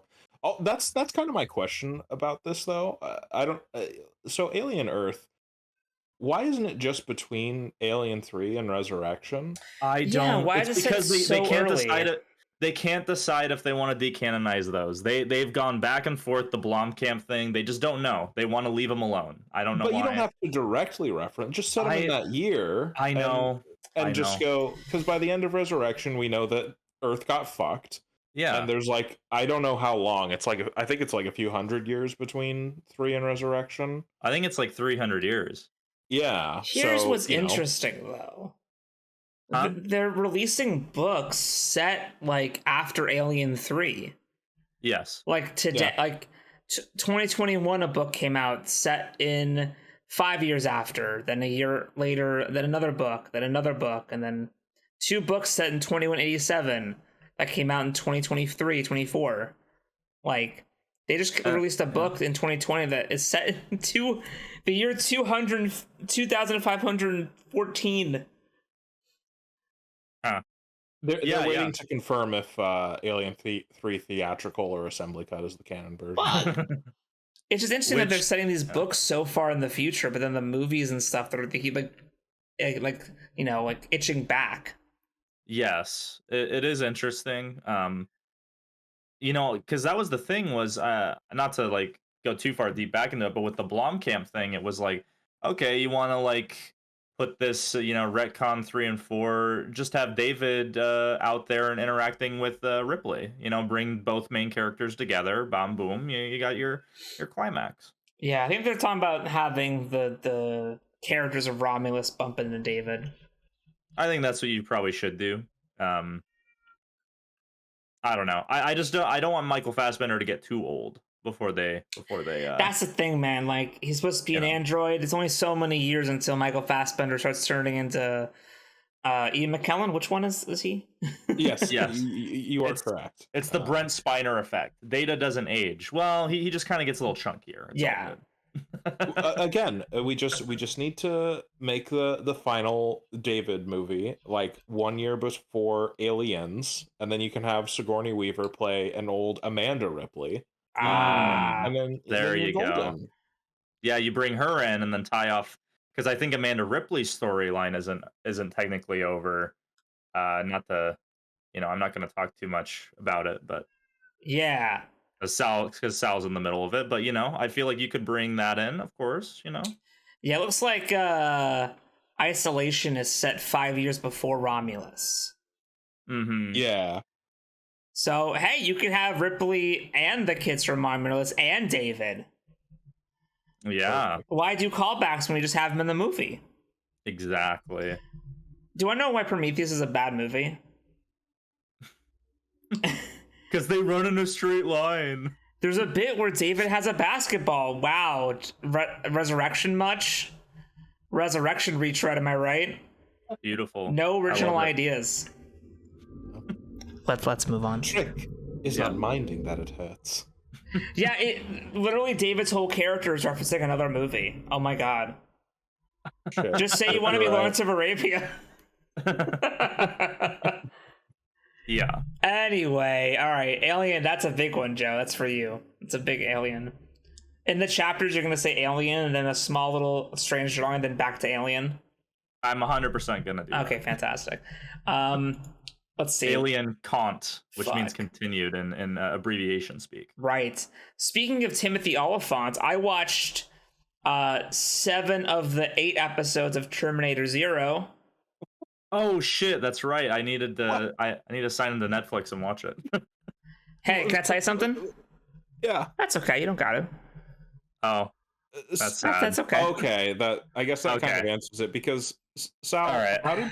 how did you watch like 6 episodes in one day and then 4 days later not finish it off? Those 2 episodes must be pretty bad. Sean wasn't home. Oh, so okay. I had full reign, and I purposefully. So here's the thing. Sorry, this is probably really mean of me to do this, but I know that Netflix tracks like the success of a show based on how many people finish it in the first week. damn. So I'm waiting. You're withholding it. I'm withholding my final episode view. Yeah. So okay. So I should preface some things. I'm not going to spoil too much, I promise. And if I do, I'm going to say it before I do it. So if you're that's fine. planning on watching it, I'm not going to spoil. I'm not a big Terminator guy, so maybe this show isn't for me. It's possible that I'm just not the target audience, which is totally fine. It's like when I tried to watch One Piece and I was like, why is this garbage? And people are like, but it's just like the manga. And I'm like, oh, maybe I just don't like One Piece at all. Yeah, that's possible. I've tried to watch and or read through it like 5 times. So like maybe this isn't for me, which is okay. So I tried to watch Terminator Zero because I was like, the last time I watched a Netflix anime tie-in, I got Cyberpunk Edge Runners, which changed my brain chemistry. Like, I think that it's one of the best shows ever made. I am too into Cyberpunk now because of that fucking anime. So I was like, you know what, Netflix, give you a shot. You did, I know Terminator's like cyberpunk adjacent tech noir. It's got similarities. I thought I'd give it a try. So at first I was really interested. It's set in like 1997 in Japan. It has some future stuff with people with Terminators where they gotta go back in time. There's some other scientist guy in Japan who knows that Skynet is going to happen and is building another AI to help combat Skynet when it goes online. And a lot of the show is it's a Terminator going after his kids. It's his girlfriend in the future who they do some really hardcore gay baiting with her that I don't like at all. Or like in what capacity they in episode fucking so I think they're gonna do a twist where she's like the all right, hold on, all right, I'll say that for a moment from now. But they're early on, she's in the future, and there's this girl who and they don't look like the same, so it can't be a sister or anything, and if they say it's a sister, it's what a cop out. But she's very protective of her, and they're both adults, and she's running up to our main heroine character and clinging onto her and oh my god, I missed you, and oh my god, I'm so scared for you. And I was like, oh, and they're very protective of each other, and I'm like, cool. I mean, it's a modern thing. We got some lesbians going on. This is great. And then later they show her I think they show a woman giving birth, and I'm 95% sure that's her. And they're going to do a thing where she births another character who goes back in time, who's older now. And yeah. And I'm like, interesting. But a lot of my complaints come from there's this main scientist guy talking to the AI who's meant to like stop Skynet, and and it's a lot of like drawing it out, like the machines asking questions of like, why should I help you? Why should I not turn on you? Why should I, like, you just want to use me as a weapon against Skynet, like how Skynet's a weapon, and yada yada. And the AI is like, can you tell me one good thing humanity's done for this Earth? And the guy's like, oh, I can't. And the woman's like, yeah, you can't. And I'm like, really? Really? If we're going to quantify it like that, then no species has done any good for the planet. Like, yeah. What do you mean do good for it? I think we're just living. Like, what sounds like that try hard nihilism where they're trying to make you feel bad, and it's like, wait, no, but you're just putting up straw men and knocking them down. It really is a lot of straw men. It's just like, yes, every episode cutting back to the science lab, and the guy's like, oh, I can't tell you anything until like it's too late. And the computer's like, but tell me, I wanna know what's up. And the guy's like, but you'll probably just turn on me like Skynet will turn on the Americans. Then why did he build it in the first place? I don't fucking know. Okay. It's really frustrating, and there's another character, spoilers. It's like, it's okay. So there's his kids, the scientist's kids, and they have a nanny, and she like gets her finger cut while cutting up some food. And she's like staring at her cut in the bathroom. And while this happens, the kids like sneak out. And as soon as she like cut her finger and was staring at it, and I'm like, cool, that's a robot. And then when they reveal it's a robot later, it's like, whoa. And I'm like, okay, yeah, I mean, obviously, but go on. That was pretty evident. And then like but she's like not like fighting back when Timothy Oliphant Terminator is attacking her and the kids. And I'm like, okay, so like, why is it? So she's useless then because she's not fighting back, even though like Timothy Oliphant rips off her arm. And I'm like, whatever. But then later on in episode like 5, she all of a sudden like a human has a gun on her, and then she turns and grabs the gun and shoots all the humans. And it's like, wait, now she activates, not when her arm was getting ripped off and she was being attacked by a Terminator. Okay. But then you wouldn't be fooled, and it wouldn't be surprising. I wasn't fooled at all. Well, I mean, I guess because they decided that a character's not going to act in self-preservation in one scene, but will do so in a less extreme situation later. Yeah. I don't understand. There's some good parts in this show, though. There's some creepy Terminator stuff where it's like you can tell it's not quite human, and it's like following after the kids and trying to like, lure them and be like, hey, you're lost down here, aren't you? And it's Timothy Oliphant. He's kind of doing a southern drawl a little bit. Mm-hmm. And it's like, ugh. But other than that, like, the animation's nothing to write home about. The story thinks it's really smart, but it's not. I'll have to obviously finish it. But, I mean, I don't know how you could turn this around in 22 minutes. Honestly. Yeah. I feel like that's pretty much the flaw of recent Terminator in general, is just, I don't know, trying to be more clever than you really need to be. Because really, like, outside of the time travel element, the first Terminator, that's a very simple story. Yeah. Yeah. Terminator 2 is more complex, but still like not like crazy. But then, you know, you get to like Genesis or Dark Fate or from the sounds of it, this, where like it's weird because it's like from a meta standpoint, you know that they're trying to reason their way out of a direct retcon, you know? So it all kind of amounts to not. Also, speaking of trying to be too clever, there's like a scene when a lady in the future tries to explain how time travel works. And she just keeps saying things. And the other character's like, okay. And I'm like, no, what? Source? She's like, every time you go back in time, you create a new past. Multiverse of madness. And like, as she's saying it, she's like explaining, like, you go back and it creates a new past, it creates a new future, it creates a new past, right? Okay. And I'm like, what? No, what the fuck? How do you just know this? Like, how does she just know these things? Yeah, how would you know that? Like, you're just a fucking rat person in the future. You don't know anything. Like, tell me how you know that. If it was like a... Sorry, go ahead. I was going to say it's Professor Hulk. Yes, but at least Professor Hulk is a fucking professor. Yeah, this is just some fucking homeless lady. She had a job before she was homeless and the nuclear apocalypse was happening, and she was a smart lady. It'll turn out that she's actually the main character from the future who went back and then became an old lady. Because spoilers, you find out that the scientist guy was a kid in the future who might be the main character's kid, even though, like, whatever.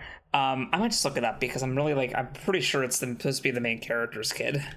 I don't like being a negative Nancy, but I feel like a sick sense of validation from thinking like, man, Terminator's just never going to be good again, new content wise, and then having this actually looked halfway interesting, and then no, I mean it's got a slick coat of paint, but it's the skin over the metal endoskeleton. It's hollow, it's yeah.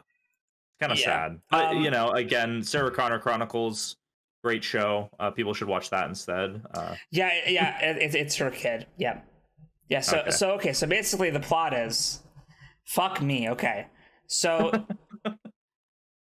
so there's a scientist guy who's like, he looks like he's in his 40s, like late 40s, but then the show is like he's 34. And I'm like, it's like the meme from that one Pokemon game where it's like an old man and then the text box says, I'm 30 years old. Yep, I remember. I know exactly what you're talking about. So it's this old young guy, and it's okay. He got the Ben Kenobi syndrome. He just, like, something happened where he aged a lot. Yeah. Like, he has like a gray beard. It's like, what the fuck? So he's got the Keith Lee thing going on. Yeah, maybe that's it. So this main character, scientist guy, was born in the future, born in 2025, grew up, made a robot, and then he went with that robot who's also becomes his kid's caretaker. He goes to the past. He goes to, like, I think the 80s to then build up a corporation to build an AI to help stop Skynet. And then his mom goes back in time in 2025 to stop him from launching the AI, but she doesn't know that he's her kid because he would have been born in 3 years. And also, like, she's not shown to have, like, any romantic interest. That's not that one girl. So I'm not sure how she gets, like, a kid when she's clearly very whatever. I guess I just misinterpreted that. I guess I'll never find out. Yeah, so it's supposed to be some whole twist, even though it was very obvious from the beginning what was happening. Well, I'm sad that you had to experience it alone, but I am not sad that I can choose not to experience it. And who knows, maybe you guys being Terminator people will watch it and go, what the fuck, Sal? This was good. Why are you so stupid about Terminator? No, it's not. I don't think so, man. I think that Terminator fans at this point should be very wise to when something stinks. No, apparently people love it. I was looking up stuff. Everyone's like, this is so good. I also don't know if I can... I don't know if numbers-wise I can call myself a Terminator fan, because at this point, over half of the stuff I don't really like. But you've at least watched it. No, not Dark Fate. Yeah, I haven't watched Dark Fate either. I think I've only watched the first 3.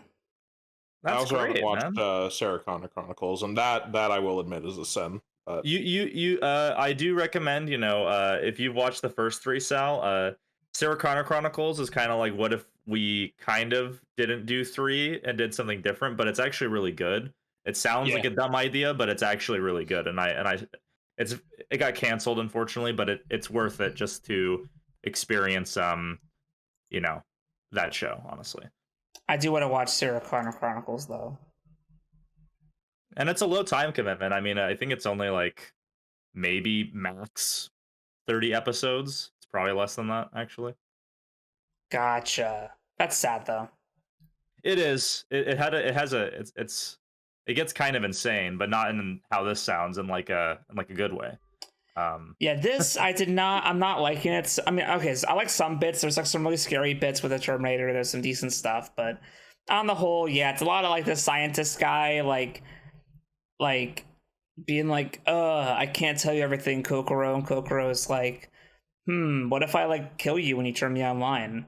And then Malcolm's like, well, I hope you don't, but I'm not going to tell you why you shouldn't.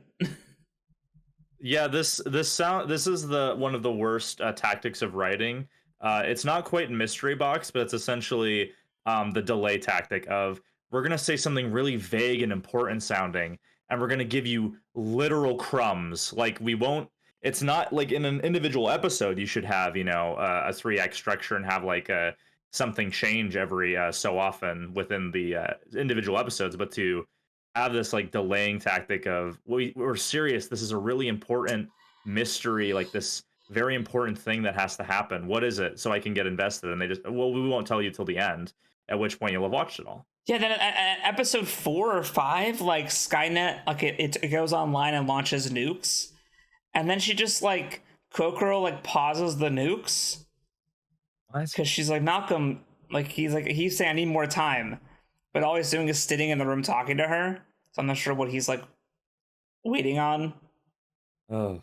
And then like, it sounds exhausting. But then she decides to like turn on all like the subservient like toy store robots into like killers, and they start like killing people. What? And they kill this one guy who's like fleeing, banging on the door to escape, but then in the same scene they don't shoot the main character because she goes for a gun but then stops. And then the robot looks at her and then sees she's not going to go for the gun and walks away. But the robot just shot an unarmed guy like a moment ago. Don't you love that? It's like the Mandalorian thing where the stormtroopers like shoot a moving object while also on speeders.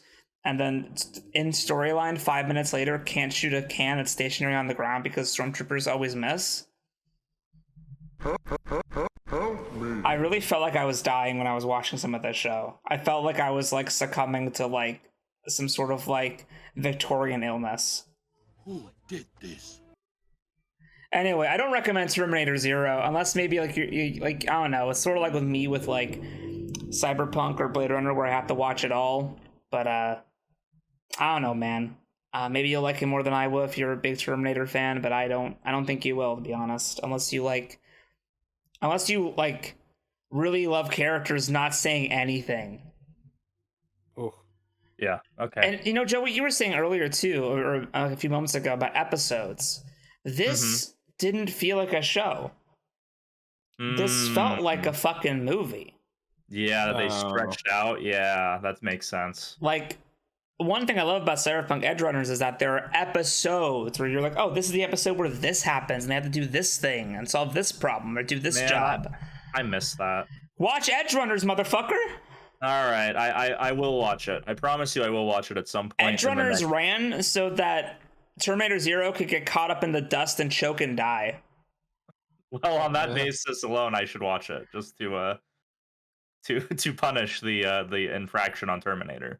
Like, geez, yeah. You instead of like, so here's what you should do on your Netflix account: watch the first 5 minutes of Terminator Zero, stop, and instantly go to Edgerunners.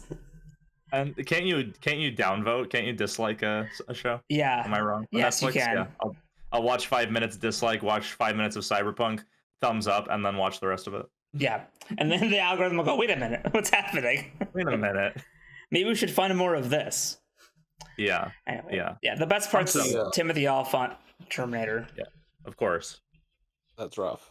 I also had my share of disappointments in my viewings this last week. I'm gonna quickly go through because I have my 3 special lists that I try to knock an entry out of each week. So on top of watching the AVP duology and the Predator, which was miserable, yeah.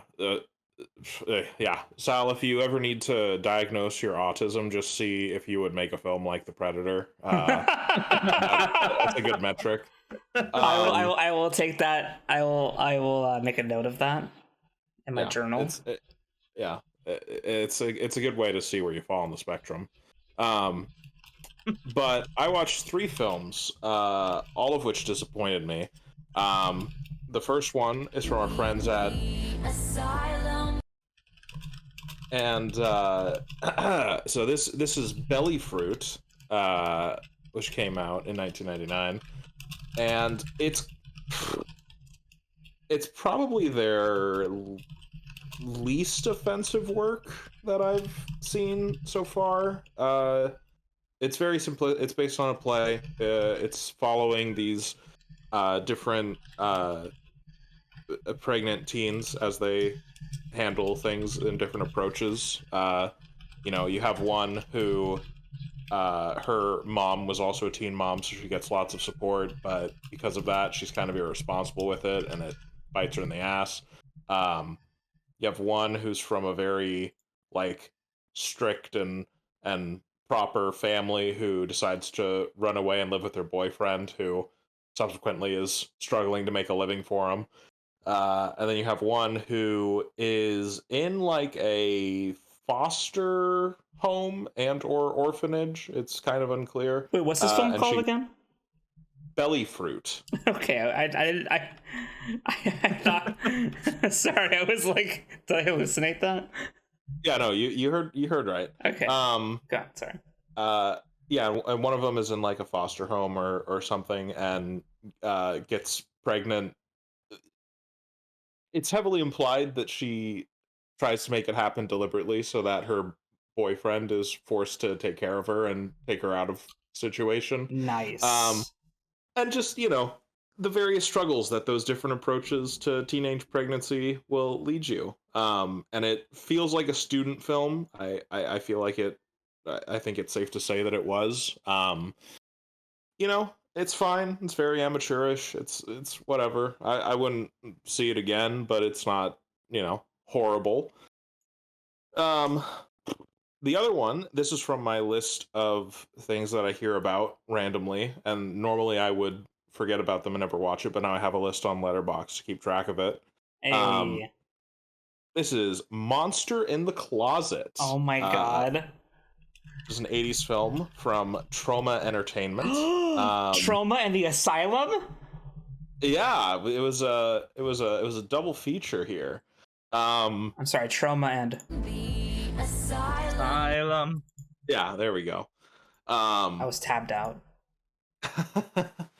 See, I said it in my Letterboxd review. I have kind of a love-hate relationship with Trauma. For those of you that don't know, they tend to specialize in making deliberately goofy B movies and really try to corner the market on that so bad it's good kind of approach. Sometimes I think that works. I myself really enjoy The Toxic Avenger, the original. I haven't got the private screening for the Peter Dinklage one, but I'm sure it's not fine. yet. It's a lot of fun. Hey, hook us up, Pete Dinkle. We got you. Yeah, come on. If you let me watch it, I will probably still say disparaging things, but maybe it's good. So I like The Toxic Avenger, but then on the other hand, I've watched Confessions of a Teenage Placenta, which felt like I was watching someone just beat a dead dog for the whole time. Yeah, that sounds good. Yeah, so Monster in the Closet is fine. The creature effects are really good. I feel like it kind of plays it safe because it is being a parody of 50s, 60s monster movies where you've got the military coming in to resolve it and not knowing what to do, and then you have the scientist that's like, well, if we can just try to reason with the monster, and and we're following around a reporter called Richard Clark, and he looks like Clark Kent, and you think that there's going to be another layer to that joke, but there just isn't. That's as far as they thought of it. That's as far as they thought of. He has a rival reporter named Swoop Johnson. Fuck. That sounds like a Star Wars character. Yeah. Wasn't Swoop Johnson one of the waiters at Dexter Jettster's bar? You know what? You might be on. You just something. might be right. No, he's the guy that ordered the Jawa juice. Okay. That makes sense. But yeah, it's it's fine. So there's a monster that is popping out of the closet and attacking people, and they don't know what to do. And then eventually the conclusion they come to is everyone just needs to destroy their closets, and then it can't get away and recharge. The Monsters Inc. ripped this off. Yes, very much so. That's actually really hilarious. Yeah. So it's not a waste of time. Just didn't blow me away. And then my last one from my 1001 movies you have to see before you die. From 1931, Tabu, A Story of the South Seas. This one I'll admit my own bias because it's a silent film, and I've watched like 60 of these, and I'm kind of burnt out on the genre. And you have to accept that it's kind of from a different time of filmmaking, so it's a little harder to use like the same standards for like character and story and all that, and accept that melodrama is kind of part and parcel with it, that it is even like 20 years after it's been popularized, it's still like this feeling of, oh my god, moving pictures, so so this is about a pair of lovers in the South Seas, and basically there's in their tribe, they always keep a woman as the like consecrated maiden, like she's for the gods, and the one they have died, so the girl who is in love gets made into one, and they're like, oh fuck this, and so they run off. They find work with like European and American tourists. It's kind of like a harsh look at what life is like for what I imagine life is like for Native Hawaiians, in that tourist industry.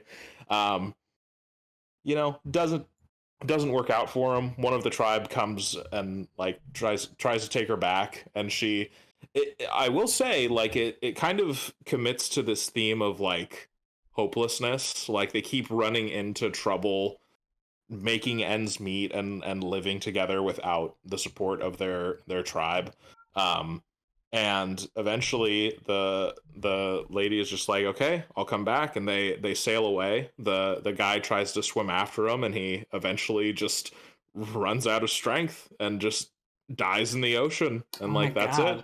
Like, oh fuck, that's like depressing. Yeah, I was like, oh shit, you good on you. Like you wouldn't see an ending like that in movies today. Yeah, I don't think it was worth watching an hour 10 to get it. That might just be me. I know it's an award-winning film. They do start it off by boasting how the majority of their cast are actually Native Islanders, which is, for that time period, being an American film, that's very impressive, because there were other means that they could have and have done to cover that. Do you think that this was deserving of its 1931 Academy Award for Best Cinematography? How many films has he watched from that specific year? That's the problem. I don't know what it's up against. Hold on. Let me check my list. Actually, You might have seen a couple. I don't know how far into this. Oh fuck that! Dracula came out that year. That beats the piss out of it. Oh my god, it beat Dracula? Yeah, if it was even considered. No. Oh. It was going up against Cimarron, Morocco, Svengali, and The Right to Love. Oh, that sucks. I also saw City Lights, which is a Charlie Chaplin film from that year, and Little Caesar, which is a mobster movie from that year. I would say so far Tabu was the worst 1931 movie I've watched, so I don't think it deserved Tabu. It. That one fan of Tabu who's like, Dracula sucks. To be fair, Nathan's going up against a 3.9 on Letterboxd. He gave it a 2. It's true. Yeah. He is part of the illustrious 3% that don't like this movie. Yeah. Suck it. Suck it. Fuck your South Seas culture. That's gonna get this taken down. Hey. You mean specifically in Tabu? Yes, of course. Of course. Yes. Yeah. Good cover. It's a good cover. Do you think anybody got this far into the they got stonewalled at the Prometheus AVP talk? Okay, they didn't get out of there. The real one stuck around for Tabu. Yeah, no one's. They saw Tabu on the chapter thing, and they were like, "What the fuck is that?" Skip. I would hope at the very least that people have wait on bated breath for The Asylum. segment of the show. I do every week, Matt. It's my favorite part. Yeah, it's a lot of fun. Speaking of amazing one day there'll be an omnibus compilation of all the Asylum chapters, and it's going to be 12 hours long. Oh God. I want to talk about a trailer for a movie that is going to be coming out in December. The movie is called The Night Bitch, starring Amy Adams. What? I saw someone add that to their watch list on Letterboxd. I should add it to mine, actually. I'm right here. Let me look up Night Bitch real quick. Yeah, this Nathan... Are they allowed to say that? I guess they can because of the plot. They can have that in the title. You can say Night Bitch. Why not? Talk about a dog. It's okay. Who's gonna stop you? No, I just mean usually you don't have swears like in your posters or marketing, but technically it's a literal thing, so it's fine. But I don't know. There's in some grocery stores it's called bitchin' sauce. That's true. We have some of that in our fridge right now. So yeah. I think for some reason bitch is okay. It's the Jesse Pinkman effect. Yeah, bitch. Yeah. He did a lot of work for us, and we appreciate it. So the tagline is called "Motherhood is a Bitch." A woman thrown into the stay-at-home routine of raising a toddler in the suburbs slowly embraces the feral power deeply rooted in motherhood as she becomes increasingly aware of the bizarre and undeniable signs that she may be turning into a dog. It looks amazing, and it continues the genre of movie that apparently is a new thing, where Scoot McNairy plays concerned husband. Oh man, who makes the face of like, what the fuck is going on with my wife? It's because he has that forehead where he gets that perfect crinkle where it just nothing's right for him, That is what it is. He's just got that. He I don't know if he practiced it or if he always had it, but it's a good look, man. Like it's that consternation. Yeah, 100%. Way to level up, though. He was once just like an ex-employee of Wayne Enterprises who got his legs like destroyed, and now he's married to Lois Lane. I think he won. To be fair, you don't give the IMDb any ideas. Sorry. To be fair, he got that one F-bomb that pushed the BVS director's cut R-rated. So that's right. He's always had the potential in him. That's why he's the GOAT! He got that dog in him. He did. Well, I mean, there's like a second shot in the Night Bitch trailer of Amy Adams doing it doggy style, and she's like... It looks amazing. It looks hilarious. Yeah. I can't wait to watch this movie in IMAX, or Dolby at least. Yeah. There you go. Yeah, it looks like a good fucking time. It looks great, man.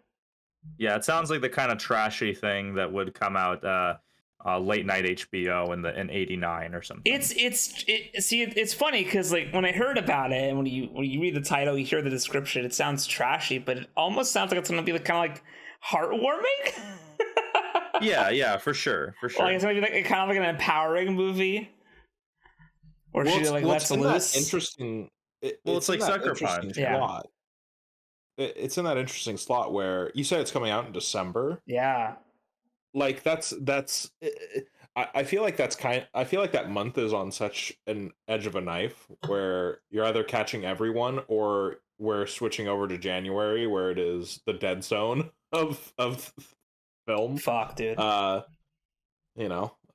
Remember when we saw Glass? First Man, name Mr. Last name Ass. man. Don't remind me of Glass, The dude. specter of Glass. Oh, fuck. God, I'm sorry. Yeah. But yeah, Night Bitch looks amazing. I'll have to I check might out the have to add to my trailer. list. Yeah. Yeah, no, you should. It's hilarious because again, it's Scoot McNairy doing the what? I can see it now. I can totally. Like Amy in- Adams like growling, and he's just like, "What?" God, it's what's that movie? I can see the trailer in my head already. It's fantastic. What's the? I can't believe I. You know, it's so funny. I see this trailer all the time. The dude James McAvoy. Speak no evil. Speak no evil. Yep. Oh, that is very sweet of you to say. 3 smiles in a row. he like spams it. Yeah. Why? Yeah, it's like Split on crack. It's so funny. That is so Why is he sweet still of you to so say. ripped? I'm not comfortable with it. Yeah, it's like he Like- got ripped for like Split and just maintained the mass. I thought he was going to go back down to Xavier, but no. No. No. I do like the idea that It's because he's gonna play Juggernaut. that'd be fucking funny. Oh God. I do hope they bring back James McAvoy and Michael Fassbender as Xavier and Magneto. They are perfect. I don't know. Yeah. I don't know if we posted it in our meme chat, but I remember seeing an image of James McAvoy as Patricia, and it's like, yo, you missed out on some casting for Deadpool and Wolverine, the Cassandra. I was gonna mention it, but yeah, that would have been really interesting. Yeah, for You sure. know, But Would've been really I can't cool. wait for the movie to come out because I get to not see that movie in the trailer in the theaters anymore. It's been spammed to high heaven. Bro. It's kind of insane. I now. highest grossing R-rated. We did it. Oh no, I'm talking about Speak No Evil. Oh shit. Oh, I'm sorry. I see the trailer before every movie I watch in theaters. Yeah. To the And point where they show it so much they had to show the alternate where it doesn't end with "that is very sweet of you to say" because people had seen it so many times. yes, Uh, I actually was happy when a new version of the trailer came out. I was like, oh, thank God, it's Yes. different this time. Fuck. It's like the Twisters trailer. You always need that one. Yeah, that's where just it's- everywhere. At least with Twisters, after a while, I came around on it and I was like, you know what, this is actually probably be a pretty fun movie. Whereas Speaking of Evil, Well, I'm like, fuck this You just movie. need to see it more. You know what? That's very Haven't sweet of circled you around to say. yet. that needs to be on the soundboard too. Oh, that's very sweet of you. Or You know, we need more positive sounds on the soundboard. There's a lot of conflict. I wish there and could be a rage, sound for the face Scoot McNairy gives when he's confused looking at his wife. I wish Yeah. that we could post GIFs and have that over dramatic kid miming cutting out his tongue. Dude, I hate that first show where it's like, shum, shum, shum. It's I'm like, I get know. it after the first one. But then they have the second trailer listen. where it's like it's fast cut, and I'm like, thank you, that's better. I Kamen voiced this opinion when we discussed Evil Dead Rise, and I'll say it again here. Evil Dead Rise. Evil Dead Rise. Evil Dead Rise. I'm tired of children in my fucking horror movies. I don't like them. I don't want them. Get 'em outta here. Most of the time can't act. Get out of here. Listen, unless it's a Mike Flanagan movie, I don't want to see those kids in the fucking movie, okay? He's the only one who knows how to direct kids. It's fair. It's fair. I've never seen a bad Mike Flanagan kid. You know what? Yeah, to be fair, that kid getting fucking memed in Doctor Sleep, that is pretty horrific. Oh, speaking Yeah. of, Where speaking they of were like the, actually concerned for his safety. He's like, I'm okay, I'm just acting. Yeah, you just stun it on him. the specific, the Civil War going on between, the Flanagan Perkins sides. What? I just What? checked being stoked by Salvatore Haran. But Go because on. Osgood Perkins, the Known guy hack. who's gonna direct the true best Stephen King movie, The Monkey. I'm looking on Letterboxd and it now has a background image, and oh boy, that monkey looks interesting. I did see What? I saw the teaser for it, and I was like, "There's already there's a teaser. Yeah. Oh. Maybe let me check the. I literally brought it up just so you would have to add it to the thumbnail. Honestly. I don't have to do anything. I think I see. Yeah, that's what in the you see. teaser. Yeah. Oh, that is very sweet of me to see. Spams the smile. And it spams the smile. Fuck, dude. There's a new yeah, Smile 2 trailer, but I'm gonna wait till I go to a movie to see the trailer. If that makes sense. You know, I just wanted to bring that up because, you know, I do find it interesting, you know, all these people tackling I'll add the fucking Stephen monkey. King and you know, I feel like, you know, it's just, and the best part is on my watch list on Letterboxd, I have the monkey, and then right after it, Absentia by Mike Flanagan. Oh my god. Well, see, no, this is like the horror equivalent of people going James Gunn versus Zack Snyder, you know, where it's like, come on. I do want to start this war because one of them is a hack fraud, and the other one actually thinks about his movies. You know, I need to watch more Osgood Perkins to come to. I can't. How about this? I can't come down. I can't say that he's a fraud until I've seen at least one more. I feel that's true. Go to Home Depot. I want you to grab yourself a can of paint. I want you to take it home, pop it open, slaps of it on the wall. Go on to YouTube, look up spooky music compilation, and watch the paint for 2 hours. You have watched every Osgood Perkins movie. Hey, listen, none of us have seen Gretel and Hansel. Yeah, that's the one I'm hinging my hopes. Fine. I'll wait to dunk on him more. Yeah, see, because then it's just then I can have my Josiah's Osgood Perkins corner, and then I can just bring up how great all the movies are. And I can't debate you until I see it. That's very clever of you. That's very sweet of you to say. Exactly. So should we, before we see Speak No Evil, because we have to, should we watch the original Danish one that's apparently good? What? You know, this was a remake? I'm sure it's actually really good. If it's like some Nathan, I have a question. One. Okay, never mind. Yeah. You just spoiled. No, Joe just said the answer. It's okay. Oh, I apologize. Well, I was going to say, do we need to watch the See No Evil duology to, you know, prep for Speak No Evil? I keep thinking it's called See No Evil. But that's the famous duology starring Kane. Kane, that's right. Fucking Kane.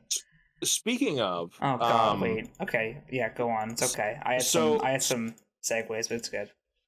No, I'm stealing this one because I made it myself. We've kind of loosely discussed this a time or two, and I've become impatient enough where I'll just do it myself. Oh, okay. So I've started my retrospective of the WWF. Oh my God, we're doing this. Okay. So I watched. I guess I'll add WWF to the thumbnail. Yeah. There we go. Just the logo. Just the logo. Yeah. In the corner.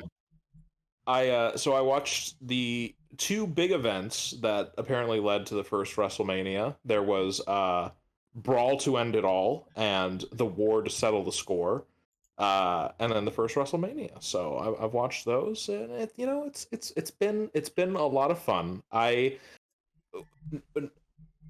Taking a more focused look at old 80s wrestling, I kind of see why old wrestling fans aren't as big fans of current wrestling.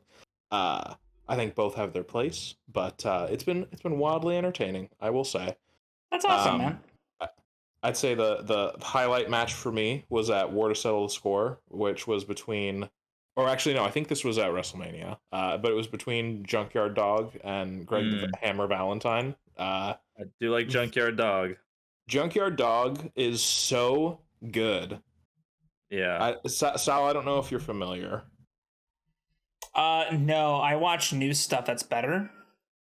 Oh, well, you're wrong, because Junkyard Dog, he's this big black guy who has the word thump on his ass, and whenever he gets his opponent like down and discombobulated on the mat, he drops to all fours, and then he like speed crawls towards them to headbutt them, and it's fucking glorious. So Yeah, Okay, maybe you're right. a lot of fun. it's no, very it's no scary. Will Ospreay, but I'll see. Well, you know. Got him. Dead. Killed his entire flow. No, that was it. That was all I had to say. Roddy Piper's also great, but that's, you know. I guess instead of WWF, I'll put Junkyard Dog. Hold on, Junkyard Dog. Yeah, if you just find the thump, if you can find a screenshot of his Got ass. you. Okay, I will make that work somehow. Like how for last week's thumbnail, I had to work in the guy from Sorority House Party hanging from the knife or the guitar or whatever. I hit him in the background. That was glorious. Oh man. Oh fuck. So hey, all right. So, but to circle back to Speak No Evil, do we want to try to watch the original 2022 movie? I can't believe that's the thing I have to say. That Whoa, wait, what? It's remaking a film that recent? yes. Yeah, that used to be a thing all the time in the 2000s with Japanese horror movies. They would remake them like 2 years later, like boom, Oh boom. yeah, Like I guess you're Ringu. right. Like Ringu, yeah, you know. I guess That might like, have been 4 years, but I apologize. But after that, when they did like one missed call, like that was like 2 years after. It was Yeah. crazy. fair. What about Girl with the Dragon Tattoo? That was still like pretty close together.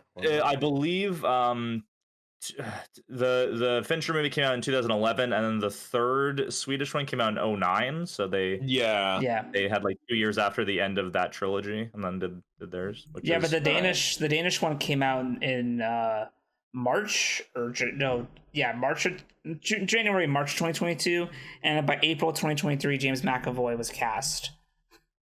Interesting. maybe he saw it. You know. Maybe. And then, they started interested. filming, and then in May, and then they had to pause because of the strikes. Yeah. So it would have been an even faster release. If not for the strikes, the movie would have been done already, and I would have already had the trailers out of my fucking theater. Mm. Oh, because of the strikes, they probably were editing the trailers. That's probably why. Oh, fuck. Exactly. right. See? Fuck, dude. Gotta milk it. It comes out September 13th, another fucking month, and Jesus Christ. You have a beautiful wife. Kiss. You have a great body, Yeah. Eloise. I hate how much of Winks. this movie I already know in my head. Wait, yeah. I'm sure that's recreating like scenes from the original movie. But we'll It's have to gotta see. be. We'll have to see. Those are probably like iconic moments. Yeah, so should we try to watch the Danish one? Hey, I'm down. I love, checking out foreign films, and then, foreign horror films are actually kind of scary because since we kind of know more to what to expect in terms of content here in the US for the most part. I feel like whenever you go to a foreign horror movie, sometimes like there's the fear because you're uncertain what could await you, even if you kind of know. Yeah, I know it's on Shudder, Okay. so I'm excited to see. Yeah, I'm down to watch it. We should try to figure out a time. Yeah, because if it's coming out in September, I know The Crooked Man comes out end of September, and we gotta watch The that. for Crooked sure. Man. Does that come out for us? I've only seen the UK release date. No, it's scheduled now. It's, Did they finally have an September actual 30th. like? Yeah, Oh, good. it's September 30th, so we're all good. Oh, wonderful. Yeah, I guess their idea is that they wanted to like kind of open October and then see if they can get people in anticipation of Halloween, but they don't have to compete with anything that comes out like on Halloween. Maybe, I don't know. There you go. the fourth installment. Yeah, that was weird. Yeah, that poster They're that referenced trying the other everything. two. Yeah, it was strange. Part of the Has Fallen series. Texas has fallen. I want to see that one. Texas has fallen. That would be awesome. Like it's like the Alamo, but Please, anyway, go ahead. that'd be very funny. Actually, it's. But the director for The Crooked Man has said that no AI was used in the pre-production or elsewhere. The characters of both Hellboy and Crooked Man were shot practically with no CGI enhancements. Hell yeah, they did. Hey. Look, I Ghost Rider: Spirit of Vengeance. I'm willing to give you another chance. Brian Taylor. Let's see what you got. Oh, first I was gonna say I'm not gonna give Ghost Rider: Spirit of Vengeance another chance, but I'll give their stuff another chance. No. I feel pretty confident in how I feel about Spirit of Vengeance. He I also think- made Mom and Dad, which is a very fucking funny movie. Is that the really? Nick Cage movie? Yeah. Oh yeah, that's great. Oh, okay. Well, if you guys are talking it up, I might have to check it out. It's fucking funny, dude. It's probably a sister Mom movie to and Dad. Night Bitch. Well, hey, if you like that, you would probably love Dream Scenario. So What? It looked, yeah. What movie? Shoot this motherfucker! Hey, so there's apparently a trailer just came out for the Peter Pan horror movie set in the Poonaverse. Could you explain? Oh, I did watch that trailer. I have not. I was watching Night Bitch instead. That's fair. Please tell me, Nathan, this Peter Pan horror movie, because we talked a lot about the Poonaverse. God. Neverland Nightmare. Does it look like at least the quality of Blood and Honey 2? Oh yeah, I would say so. I'm very interested to see actually because it looks like it's taking a very grounded take. It looks like I kind of like I was expecting to see evil serial killer Peter Pan flying around and snatching children and forcing them into like Lord of the Flies shit.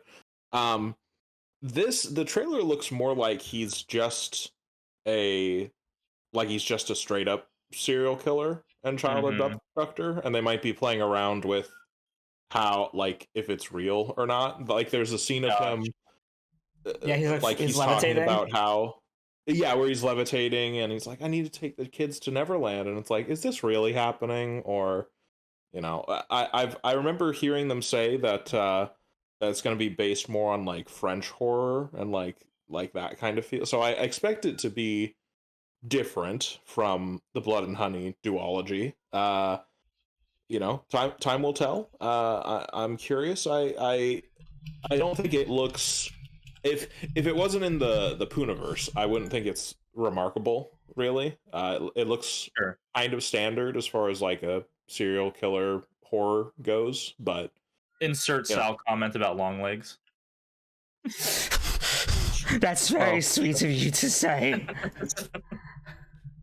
Well, but let's see him deliver it. So let's end it on a. Oh wait, do you have something you want to talk about? What's up? No, I was just gonna talk more about the Poonaverse, but nothing important. Please go ahead. I was gonna end this on one last topic, one small mini topic. Ian McKellen reveals that he has been asked to return as Gandalf for Lord of the Rings: The Search for Gollum. Of course. Oh man, yeah, he's been offered. Yeah. So it's happening. I hope that unlike Patrick Stewart with Picard, he does not do it. But I don't think The Hunt for Gollum will be as bad as Star Trek Picard. So that's good. I think it depends on how close the Hobbit wounds are to his heart, because while I appreciate how it's been 10 years, it's true. While I appreciate how innovative and how much Andy Serkis has contributed to motion capture filmmaking, all of that, I still don't know if that is a type of filmmaking that Ian McKellen wants to work with again. Did you guys watch his film Mowgli: Legend of the Jungle? Yeah, I think we watched.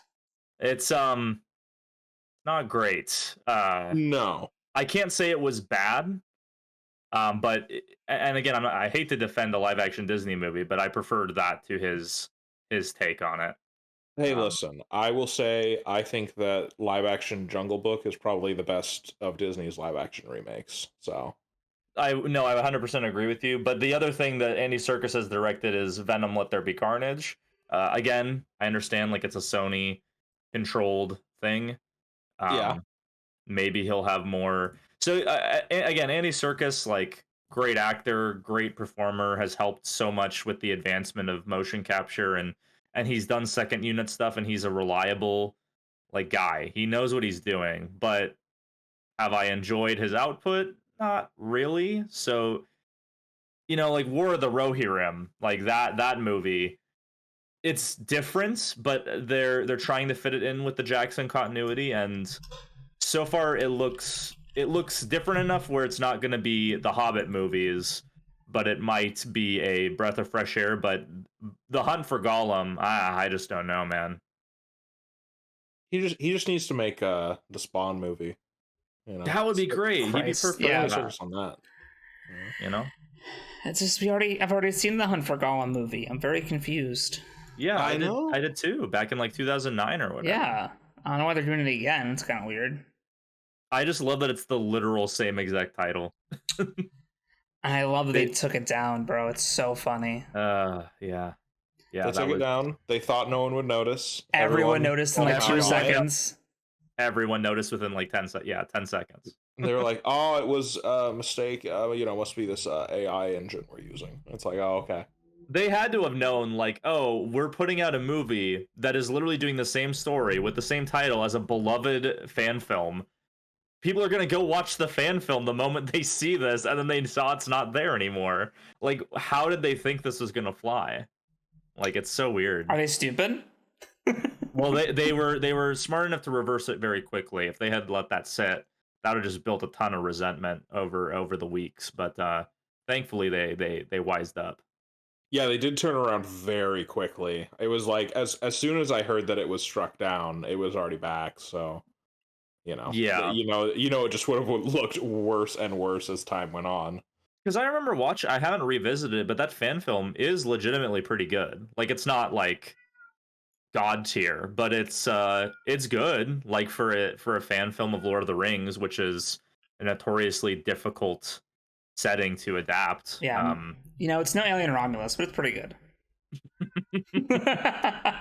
I don't know, man. There's not a lot of woods in Alien Romulus, and I think that Hunt for Gollum kind of cornered the market on predominantly wood footage. But we had a corridor sets, so shit, you're right. the sci-fi version of woods. Yes. We have repeating corridors. I think Alien Remus, should be the next. Where one. was Alien Remus? I don't know. They should have released 2 movies. They should. I would have been hyped though if the movie ended with Alien Remus coming like 3 months from now. Fuck you. We'll see. I really wish that Fuck me. Made an Alien Remus. Instead, their knockoff is Alien Rubicon. That's right. So they should have just called it Remus. They should have just called it Remus. Yeah. It led me to wonder if maybe Disney already put the trademark on it in case they want to do something with it. I'll be honest, that Remus does sound terrible. Because all these TikTok kids are going to be Remus. Oh, yeah. Or they're going to think, oh, is it Remus Lupin?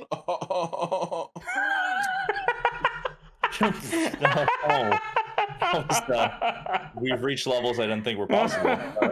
Sorry, it's that. Also, I was watching a clip where this person built a little like toy like racetrack where a little Luigi in a Mario Kart like jumps a huge ramp and then goes to the other ramp, and as it's landing, it just fucking dissects his head. Oh God. So as you said that, I watched Luigi get decapitated. That's the vibe I was going for. It was a wombo combo of emotions. I really, I'll make this really quick. I don't believe you've seen it yet, Sal, or you would have put it on Letterboxd, but at some point we got to talk Horizon for sure. Yeah, I need to. Yes, I was watching Terminator 0 and I was like, this might be good. And then, listen, one of us had to go in and see what was going on. I took a bullet.